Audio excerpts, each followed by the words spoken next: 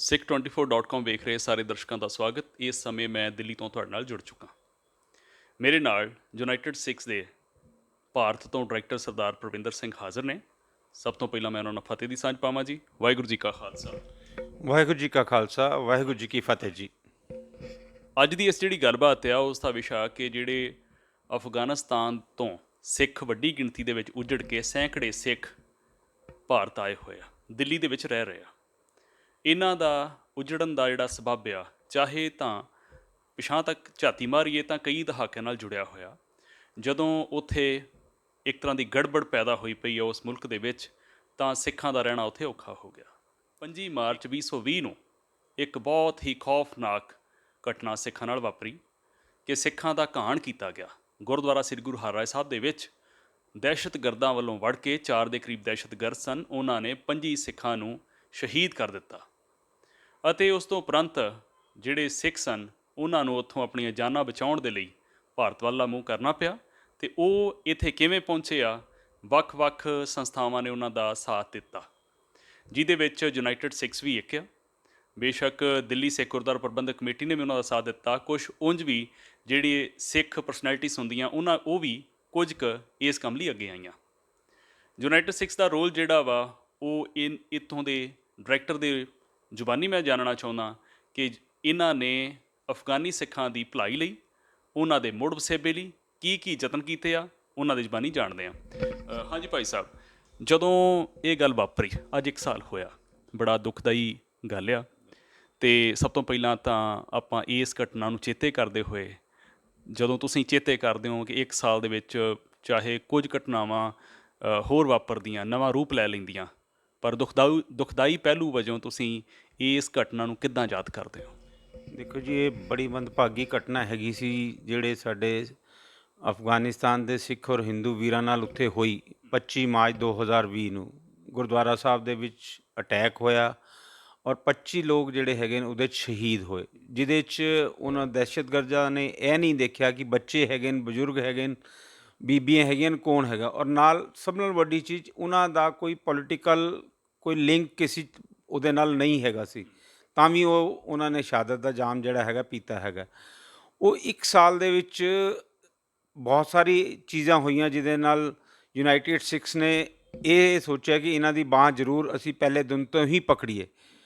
ਸ਼ੁਰੂਆਤ ਦੇ ਵਿੱਚ ਜਦੋਂ ਇਹ ਇਨਸੀਡੈਂਟ ਹੋਇਆ, ਉਸ ਤੋਂ ਬਾਅਦ ਸਾਡੀ ਪੂਰੀ ਟੀਮ ਨੇ, ਇੰਟਰਨੈਸ਼ਨਲ ਟੀਮ ਨੇ, ਇੰਡੀਆ ਚੈਪਟਰਸ ਦੇ ਨਾਲ ਸਾਰੇ ਚੈਪਟਰਸ ਨੇ ਮਿਲ ਕੇ ਇਹ ਡਿਸਾਈਡ ਕੀਤਾ ਕਿ ਉਸ ਵਕਤ ਜਿਹੜੇ ਸ਼ਹੀਦ ਪਰਿਵਾਰ ਹਨ ਉਹਨਾਂ ਨੂੰ ਕੁਛ ਮੋਨੀਟਰੀ ਜਿਹੜੀ ਹੈਗੀ ਹੈਲਪ ਕੀਤੀ ਜਾਏ, ਜੋ ਯੂਨਾਈਟਿਡ ਸਿੱਖਸ ਦੀ ਤਰਫੋਂ ਕੀਤੀ ਗਈ। ਅਤੇ ਨਾਲ ਹੀ ਨਾਲ ਇਹ ਉਹਨਾਂ ਨੇ ਸਾਨੂੰ ਕਮਿਊਨਿਟੀ ਵਾਈਜ਼ ਸਾਡੇ ਕੋਲ ਮੈਸੇਜ ਇਹ ਕਨਵੇ ਹੋਇਆ ਕਿ ਨਹੀਂ ਜੀ, ਅਸੀਂ ਹੁਣ ਇਸ ਮੁਲਕ ਦੇ ਵਿੱਚ ਨਹੀਂ ਰਹਿਣਾ ਚਾਹੁੰਦੇ, ਕਿਉਂਕਿ ਇੱਥੇ ਜਿਹੜੀ ਹੈਗੀ ਰੋਜ਼ ਦੀ ਤਿਲ ਕਰਕੇ ਮੌਤ ਹੈਗੀ ਸਾਡੇ ਵਾਸਤੇ, ਅਤੇ ਅਸੀਂ ਉਸ ਜ਼ਿੰਦਗੀ ਤੋਂ ਬਾਹਰ ਆਉਣਾ ਚਾਹੁੰਦੇ ਹੈਗੇ। ਇੱਕ ਤੁਹਾਡੀ ਗੱਲ ਰੋਕ ਕੇ ਮੈਂ ਵੀ ਦੱਸਣਾ ਚਾਹੁੰਦਾ ਆਪਣੇ ਸੁਣਨ ਵਾਲਿਆਂ ਨੂੰ ਕਿ ਇੱਕ ਖਬਰ ਆਈ ਕਿ ਜਿਹੜੇ ਉਸ ਵੇਲੇ ਦੇ ਉੱਥੇ ਦੇ ਦਹਿਸ਼ਤਗਰਦ ISIS ਵਾਲੇ, ਉਹਨਾਂ ਨੇ ਮੁੱਲ ਦਿੱਤੀ ਕਿ 10 ਦਿਨਾਂ ਦੇ ਵਿੱਚ ਤੁਸੀਂ ਇਹ ਮੁਲਕ ਛੱਡ ਕੇ ਨਿਕਲ ਜਾਓ, ਨਹੀਂ ਤੇ ਮਾਰੇ ਜਾਣ ਲਈ ਤਿਆਰ ਹੋਵੋ। ਹਾਂਜੀ, ਇਹ ਵੀ ਇੱਕ ਰੀਜ਼ਨ ਹੈਗਾ ਸੀ ਉਹਨਾਂ ਦੇ ਵਾਸਤੇ। ਉਹਨਾਂ ਨੂੰ ਆਪਣਾ ਸਾਰਾ ਕੁਝ, ਕਿਉਂਕਿ ਜਲਦਬਾਜ਼ੀ ਦੇ ਵਿੱਚ ਉਹ ਸਾਰਾ ਕੁਝ ਆਪਣਾ ਛੱਡਾ ਕੇ ਹੀ ਆਏ ਹੈਗੇ ਨੇ, ਕਿ ਉਹਨਾਂ ਨੂੰ ਕੋਈ ਸਮਾਂ ਇਤਨਾ ਨਹੀਂ ਮਿਲਿਆ ਕਿ ਉਹ ਆਪਣੇ ਕਾਰੋਬਾਰ ਸਮੇਟ ਸਕਣ ਜਾਂ ਕੁਝ ਕਰ। ਪਰ ਸਾਨੂੰ ਉਹਨਾਂ ਨੇ ਕੰਟੈਕਟ ਕੀਤਾ ਯੂਨਾਈਟਿਡ ਸਿੱਖਸ ਨੂੰ ਕਿ ਅਸੀਂ ਇੱਥੋਂ ਦੀ ਇਸ ਮੁਲਕ ਤੋਂ ਬਾਹਰ ਆਉਣਾ ਚਾਹੁੰਦੇ ਹੈਗੇ, ਅਤੇ ਯੂਨਾਈਟਿਡ ਸਿੱਖਸ ਸਾਡੀ ਕੀ ਮਦਦ ਕਰ ਸਕਦਾ। ਅਤੇ ਮੁੱਢਲੇ ਤੌਰ 'ਤੇ ਸਾਨੂੰ ਉੱਥੇ ਜਦੋਂ ਅਸੀਂ ਸ਼ੁਰੂਆਤ ਕੀਤੀ ਇਹਨਾਂ ਦੀ ਹੈਲਪ ਕਰਨ ਦੀ, ਅਤੇ ਪਤਾ ਲੱਗਾ ਜੀ ਇੱਥੇ ਤਾਂ ਇਹਨਾਂ ਦੇ ਕੋਲ ਕਿਸੇ ਕੋਲ ਵੀ ਕੋਈ ਪਾਸਪੋਰਟ ਤੱਕ ਹੀ ਨਹੀਂ ਹੈਗਾ। ਅਤੇ ਫਿਰ ਸਭ ਨਾਲ ਪਹਿਲੇ ਸੀ ਕਿ ਕਿਸੇ ਮੁਲਕ ਤੋਂ ਦੂਸਰੇ ਮੁਲਕ ਦੀ ਜਾਣ ਵਾਸਤੇ ਪਾਸਪੋਰਟ ਦੀ ਜ਼ਰੂਰਤ ਹੈਗੀ ਹੈ। ਅਤੇ ਯੂਨਾਈਟਿਡ ਸਿੱਖਸ ਨੇ ਜਿਹੜਾ ਹੈਗਾ ਪਹਿਲੇ ਇਹ 411 ਪਰਿਵਾਰ ਜਿਹੜੇ ਪਿਛਲੇ ਸਾਲ ਜੁਲਾਈ ਤੋਂ ਲੈ ਕੇ ਸਪਟੰਬਰ ਦੇ ਵਿੱਚ ਇੰਡੀਆ ਦੇ ਵਿੱਚ ਆਏ, ਉਹਨਾਂ ਸਾਰਿਆਂ ਦੇ ਪਾਸਪੋਰਟਸ ਬਣਵਾਏ। ਅਤੇ ਉਹਨਾਂ ਦਾ ਲਗਭਗ ਜਿਹੜਾ ਹੈਗਾ ਇੱਕ ਪਾਸਪੋਰਟ ਦਾ ਖਰਚਾ ਸਾਨੂੰ $80 ਦੇ ਕਰੀਬ ਪਿਆ, ਅਤੇ 400+ ਪਰਿਵਾਰਾਂ ਦਾ ਤਕਰੀਬਨ $32,000 ਦਾ ਖਰਚਾ ਜਿਹੜਾ ਹੈਗਾ ਯੂਨਾਈਟਿਡ ਸਿੱਖਸ ਨੇ ਜਿਹੜਾ ਹੈਗਾ ਉਹ ਸਾਰਾ ਖਰਚਾ ਇਹ ਕੀਤਾ। ਫਿਰ ਇੱਥੇ ਆਉਣ ਤੋਂ ਬਾਅਦ ਜਿਹੜਾ ਹੈਗਾ ਇਹਨਾਂ ਦੀ ਸਭ ਨਾਲੋਂ ਵੱਡੀ ਸੀ ਕਿ ਇਹਨਾਂ ਨੂੰ ਜ਼ਰੂਰਤ ਦੇ ਸਮਾਨ, ਇਹਦੇ 'ਚ ਮੈਂ ਇੱਕ ਚੀਜ਼ ਐਡ ਕਰਨਾ ਚਾਹਾਂਗਾ ਕਿ ਸਿਰਫ ਯੂਨਾਈਟਿਡ ਸਿੱਖਸ ਹੀ ਨਹੀਂ, ਹੋਰ ਵੀ ਬਹੁਤ ਸਾਰੀਆਂ ਸੰਸਥਾਵਾਂ ਸਨ ਜਿਨ੍ਹਾਂ ਨੇ ਇਹਨਾਂ ਦੀ ਬਾਂਹ ਪਕੜੀ, ਜਿਹਦੇ ਗੁਰਦੁਆਰਾ ਪ੍ਰਬੰਧਕ ਕਮੇਟੀ ਵੀ ਸੀ। ਉਹਨਾਂ ਨੇ ਆਪਣੇ, ਕਿਉਂਕਿ ਉਸ ਟਾਈਮ ਲਾਕਡਾਊਨ ਦਾ ਪੀਰੀਅਡ ਸੀ, ਇੱਕ ਤਾਂ ਬਹੁਤ ਵੱਡੀ ਇਹ ਚੀਜ਼ ਸੀ ਕਿ ਲਾਕਡਾਊਨ ਦੇ ਵਿੱਚ ਕੋਈ ਬੰਦਾ ਆਪਣੇ ਘਰੋਂ ਬਾਹਰ ਨਹੀਂ ਨਿਕਲ ਰਿਹਾ ਸੀ, ਅਤੇ ਗੌਰਮੈਂਟ ਨੇ ਅਲਾਓ ਕੀਤਾ ਇੱਕ ਮੁਲਕ ਤੋਂ ਦੂਸਰੇ ਮੁਲਕ ਦੇ ਵਿੱਚ ਆਉਣ ਵਾਸਤੇ ਔਰ ਵੀਜ਼ਾਸ ਦਿੱਤੇ। ਅਤੇ ਗੁਰਦੁਆਰਾ ਪ੍ਰਬੰਧਕ ਕਮੇਟੀ ਨੇ ਇਹਨਾਂ ਨੂੰ ਆਪਣੇ ਗੁਰੂ ਘਰਾਂ ਦੇ ਵਿੱਚ ਜਿਹੜਾ ਹੈਗਾ ਕੁਆਰੰਟਾਈਨ ਕਰਾਇਆ ਸਭ ਨੂੰ, ਦਿੱਲੀ ਸਿੱਖ ਗੁਰਦੁਆਰਾ ਪ੍ਰਬੰਧਕ ਕਮੇਟੀ ਨੇ। ਅਤੇ ਪਰ ਉੱਥੇ ਜਾ ਕੇ ਸਾਨੂੰ ਪਤਾ ਲੱਗਿਆ, ਅਸੀਂ ਜਾ ਕੇ ਵਿਜ਼ਿਟ ਕੀਤਾ ਗੁਰਦੁਆਰਾ ਸਾਹਿਬ ਦੇ ਵਿੱਚ, ਰਕਾਬਗੰਜ ਸਾਹਿਬ ਸਾਡੀ ਟੀਮਸ ਗਈਆਂ, ਸਾਡੇ ਇੰਡੀਆ ਦੇ ਡਾਇਰੈਕਟਰਸ ਬੰਗਲਾ ਸਾਹਿਬ ਵੀ ਗਏ ਉੱਥੇ, ਅਤੇ ਸਾਨੂੰ ਇਹ ਪਤਾ ਲੱਗਾ ਕਿ ਦੇਖੋ ਇਹਨਾਂ ਨੂੰ ਲੰਗਰ ਪਾਣੀ ਦੀ ਕੋਈ ਦਿੱਕਤ ਵਾਲੀ ਉੱਥੇ ਪਰੇਸ਼ਾਨੀ ਨਹੀਂ ਹੈ, ਪਰ ਇਹਨਾਂ ਦੇ ਨਾਲ ਛੋਟੇ ਬੱਚੇ ਵੀ ਸਨ, ਬੀਬੀਆਂ ਵੀ ਸਨ, ਅਤੇ ਉਹਨਾਂ ਨੂੰ ਬੇਸਿਕ ਨੀਡਸ ਜਿਹੜੀਆਂ ਜ਼ਰੂਰਤ ਦੀਆਂ ਸਮਾਨ ਸੀ ਉਹ ਨਹੀਂ ਉਹਨਾਂ ਕੋਲ ਅਵੇਲੇਬਲ ਸੀ। ਫਿਰ ਯੂਨਾਈਟਿਡ ਸਿੱਖਸ ਦੀ ਟੀਮ ਨੇ ਡਿਸਾਈਡ ਕੀਤਾ ਕਿ ਇਹਨਾਂ ਨੂੰ ਬੇਸਿਕ ਨੀਡਸ ਦੀਆਂ ਸਾਰੀਆਂ ਸਮਾਨ ਜਿਹੜਾ ਹੈਗਾ ਇਹਨਾਂ ਨੂੰ ਪ੍ਰੋਵਾਈਡ ਕੀਤਾ ਜਾਏ। ਬੱਚਿਆਂ ਨੂੰ ਜਿਸ ਤਰ੍ਹਾਂ ਖਾਣਾ ਪੀਣ ਵਾਸਤੇ ਦੁੱਧ ਵੀ ਚਾਹੀਦਾ ਹੈਗਾ, ਅਤੇ ਬਿਸਕਿਟਸ ਵੀ ਚਾਹੀਦੇ ਨੇ, ਅਤੇ ਹੋਰ ਵੀ ਚੀਜ਼ਾਂ ਚਾਹੀਦੀਆਂ, ਲੇਡੀਜ਼ ਨੂੰ ਲੇਡੀਜ਼ ਦੀਆਂ ਚੀਜ਼ਾਂ ਚਾਹੀਦੀਆਂ ਹੈਗੀਆਂ, ਅਤੇ ਉਹ ਸਾਰੀਆਂ ਚੀਜ਼ਾਂ ਅਸੀਂ ਪ੍ਰੋਵਾਈਡ ਕਰਵਾਈਆਂ ਉੱਥੇ। ਅਤੇ ਕੁਆਰੰਟਾਈਨ ਤੋਂ ਬਾਅਦ ਮੋਸਟਲੀ ਜਿਹੜੇ ਇਹ ਲੋਕ ਹੈਗੇ ਨੇ ਹਿੰਦੂ ਔਰ ਸਿੱਖ ਪਰਿਵਾਰ, ਇਹ ਵੈਸਟ ਦਿੱਲੀ ਦੇ ਵਿੱਚ ਹੀ ਹੈ, ਕਿਉਂਕਿ ਇਹਨਾਂ ਦੇ ਜਿਹੜੇ ਪਹਿਲੇ ਫੈਮਿਲੀ ਮੈਂਬਰਸ ਜਾਂ ਰਿਲੇਟਿਵਸ ਜੋ ਵੀ ਹੈਗਾ ਉਹ ਇੱਥੇ ਆਏ ਹੋਏ ਜਦੋਂ ਦੇ, ਉਹ ਇਸੀ ਏਰੀਆ ਦੇ ਵਿੱਚ ਵਸੇ ਹੋਏ ਸਨ। ਮੈਂ ਤੁਹਾਨੂੰ ਰੋਕ ਕੇ ਪੁੱਛਣਾ ਚਾਹੁੰਦਾ ਕਿ ਜਿਹੜੇ 411 ਇਨਸਾਨ ਆਏ, ਬੰਦੇ ਹੋਣ ਜਾਂ ਬੀਬੀਆਂ ਹੋਣ, ਉਹ ਸਾਰੇ ਸਿੱਖ ਹੀ ਸਨ ਕਿ ਉਹਨਾਂ 'ਚ ਹਿੰਦੂ ਵੀ ਆਏ? ਨਹੀਂ ਜੀ, ਉਹਨਾਂ 'ਚ ਹਿੰਦੂ ਔਰ ਸਿੱਖ ਦੋਨੋਂ ਸਨ। ਤਕਰੀਬਨ ਕਿੰਨਾ? ਬਹੁਤ ਤੇਰੀ ਗਿਣਤੀ 'ਚ ਸਿੱਖ ਪਰਿਵਾਰ ਸਨ, ਬਹੁਤ ਘੱਟ ਗਿਣਤੀ ਦੇ ਵਿੱਚ ਜਿਹੜੇ ਹੈਗੇ ਹਿੰਦੂ ਫੈਮਿਲੀ ਸਨ।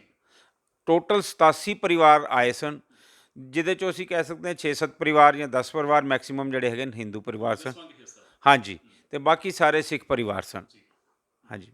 ਅਤੇ ਇਸ ਤੋਂ ਬਾਅਦ ਫਿਰ ਇਹ ਕਿੰਨਾ ਸਮਾਂ ਚੱਲਦਾ ਰਿਹਾ? ਜਿਹੜੀਆਂ ਸੇਵਾਵਾਂ ਤੁਸੀਂ ਮੁੱਢਲੀਆਂ ਸਹੂਲਤਾਂ ਗੁਰਦੁਆਰਾ ਸਾਹਿਬ ਜਾ ਕੇ ਮੁਹੱਈਆ ਕਰਵਾਈਆਂ ਇਹਨਾਂ ਨੂੰ, ਉਹ ਦੌਰ ਕਿੰਨਾ ਚਿਰ ਚੱਲਦਾ ਰਿਹਾ? ਦੇਖੋ ਜੀ, ਉਹ ਤਾਂ ਕੁਆਰੰਟਾਈਨ ਦਾ ਦੌਰ ਸੀ, ਉਸ 14 ਦਿਨ 15 ਦਿਨ ਦਾ ਦੌਰ ਸੀ, ਜਿਹਦੇ 'ਚ ਅਸੀਂ ਇਹ ਚੀਜ਼ਾਂ ਉਹਨਾਂ ਨੂੰ ਮੁਹੱਈਆ ਕਰਾਈਆਂ। ਪਰ ਉਸ ਤੋਂ ਬਾਅਦ ਜਦੋਂ ਇਹ ਇੱਥੇ ਆ ਗਏ, ਅਤੇ ਤਾਂ ਜਿਹੜਾ ਹੈਗਾ ਉਸ ਟਾਈਮ ਲਾਕਡਾਊਨ ਦੇ ਵਿੱਚ ਇਹ ਪ੍ਰੋਬਲਮ ਸੀ ਕਿ ਕਿਸੇ ਕੋਲ ਰਾਸ਼ਨ ਦੀ ਸੁਵਿਧਾ ਨਹੀਂ ਸੀ, ਕੋਈ ਕੁਛ ਨਹੀਂ ਸੀ। ਅਸੀਂ ਫਿਰ ਪਹਿਲੇ ਸਭ ਨਾਲ ਕੰਮ ਇਹ ਕੀਤਾ ਕਿ ਜਿੱਥੇ ਵੀ ਇਹ ਰਹਿ ਰਹੇ ਸਨ ਇਹਨਾਂ ਨੂੰ ਰਾਸ਼ਨ ਵਗੈਰਾ ਪ੍ਰੋਵਾਈਡ ਕਰਨਾ ਸ਼ੁਰੂ ਕੀਤਾ। ਅਤੇ ਫਿਰ ਇਹਨਾਂ 87 ਪਰਿਵਾਰਾਂ ਦੇ ਵਿੱਚੋਂ ਇਹ ਡਿਸਾਈਡ ਹੋਇਆ ਕਿ 11 ਪਰਿਵਾਰ ਯੂਨਾਈਟਿਡ ਸਿੱਖਸ ਜਿਹੜਾ ਹੈਗਾ ਸਪੋਂਸਰਡ ਕਰੇਗਾ। ਅਤੇ ਤਾਂ ਅਸੀਂ ਬਾਹਰਲੀ ਜਿਹੜੀ ਹੈਗੇ ਹੋਰ ਜਿਹੜੀ ਜਥੇਬੰਦੀਆਂ ਸਨ ਜਿਹੜੀਆਂ ਸਪੋਂਸਰ ਕਰ ਰਹੀਆਂ ਸਨ ਇਹਨਾਂ ਨੂੰ, ਉਹਨਾਂ ਦੇ ਨਾਲ ਇਨ ਐਗਰੀਮੈਂਟ ਅਸੀਂ ਇਸ ਚੀਜ਼ ਨੂੰ ਕਿਹਾ ਕਿ ਜਿਹੜਾ ਹੈਗਾ ਠੀਕ ਹੈ ਜੀ, ਇਹ 11 ਪਰਿਵਾਰ ਹੈਗੇ ਅਤੇ ਇਹਨਾਂ ਨੂੰ ਅਸੀਂ 1 ਸਾਲ ਦੇ ਵਾਸਤੇ ਅਸੀਂ ਹਰ ਚੀਜ਼ ਮੁਹੱਈਆ ਕਰਾਵਾਂਗੇ। ਜਿਹਦੇ 'ਚ ਇਹ ਸੀ ਕਿ ਪਹਿਲੇ ਸ਼ੁਰੂਆਤ ਵਿੱਚ ਇਹ ਕਿਉਂਕਿ ਉਜੜ ਕੇ ਆਏ ਸਨ ਅਤੇ ਇਹਨਾਂ ਨੂੰ ਘਰ-ਬਾਰ ਦੇ ਵਾਸਤੇ ਸਾਰੇ ਸਮਾਨ ਦੀ ਜ਼ਰੂਰਤ ਸੀ। ਅਸੀਂ ਉਹਦੇ ਜਿਹੜਾ ਹੈਗਾ ਇਹਨਾਂ ਨੂੰ ਸਾਰਾ ਘਰ ਦਾ ਸਮਾਨ ਮੁਹੱਈਆ ਕਰਾਇਆ, ਜਿਹਦੇ 'ਚ ਵਾਸ਼ਿੰਗ ਮਸ਼ੀਨ ਤੋਂ ਲੈ ਕੇ, ਫਰਿੱਜ ਤੋਂ ਲੈ ਕੇ, ਕੁਕਿੰਗ ਰੇਂਜ ਲੈ ਕੇ, ਬਰਤਨ ਭਾਂਡੇ, ਘਰਾਂ ਦੀਆਂ ਜ਼ਰੂਰਤਾਂ ਹੈਗੀਆਂ ਜਿਹੜੀਆਂ ਹੋਣੀਆਂ ਚਾਹੀਦੀਆਂ, ਬੇਸਿਕ ਨੀਡਸ ਦੀਆਂ ਜਿਹੜੀ ਆਈਟਮਸ ਸਾਰੀਆਂ ਅਸੀਂ ਇਹਨਾਂ ਨੂੰ ਪ੍ਰੋਵਾਈਡ ਕਰਾਈਆਂ। ਜਿਹੜੀ ਲਗਭਗ ਜਿਹੜਾ ਹੈਗਾ ਇੱਕ ਪਰਿਵਾਰ ਨੂੰ 70,000 ਰੁਪਏ ਦਾ ਸਮਾਨ ਜਿਹੜਾ ਅਸੀਂ ਕਹਿ ਸਕਦੇ ਹਾਂ ਕਿ ਅਸੀਂ ਪ੍ਰੋਵਾਈਡ ਤੁਹਾਨੂੰ ਨਹੀਂ ਕਹਿਣਾ ਚਾਹੀਦਾ, ਪਰ ਹਾਂ ਠੀਕ ਹੈ। ਇਹ ਜਿਹੜੇ 11 ਪਰਿਵਾਰ ਅਤੇ ਉਹਨਾਂ ਦੇ ਜੀਅ ਕਿੰਨੇ ਕੁ ਬਣੇ ਅੱਗੇ? ਔਨ ਐਂਡ ਐਵਰੇਜ ਜਿਹੜਾ ਹੈਗਾ ਜੀ ਇਹਨਾਂ ਦਾ ਤਕਰੀਬਨ 5 ਤੋਂ 6 ਬੰਦਿਆਂ ਦਾ ਜਿਹੜਾ ਹੈਗਾ ਇੱਕ ਪਰਿਵਾਰ ਦੇ ਵਿੱਚ ਉਹ ਹੈਗਾ। 60-65 ਦੇ ਕਰੀਬ ਇਹਨਾਂ ਦੇ ਪਰਿਵਾਰ ਦੇ ਜੀ ਸਨ। ਇੰਡੀਵਿਜੂਅਲਸ ਕਹਿ ਸਕਦੇ ਹਾਂ 65 ਦੇ ਕਰੀਬ ਇੰਡੀਵਿਜੂਅਲ ਹੈਗੇ ਜਿਨ੍ਹਾਂ ਦੀ ਅਸੀਂ ਯੂਨਾਈਟਿਡ ਸਿੱਖਸ ਨੇ ਬਾਂਹ ਪਕੜੀ। ਉਹ ਜਿਹੜੀ ਮਦਦ ਆ ਸਤੰਬਰ ਤੋਂ ਲੈ ਕੇ ਜਦੋਂ ਪਹੁੰਚੇ ਹੁਣ ਤੱਕ ਬਾਦਸਤੂਰ ਜਾਰੀ ਹੈ?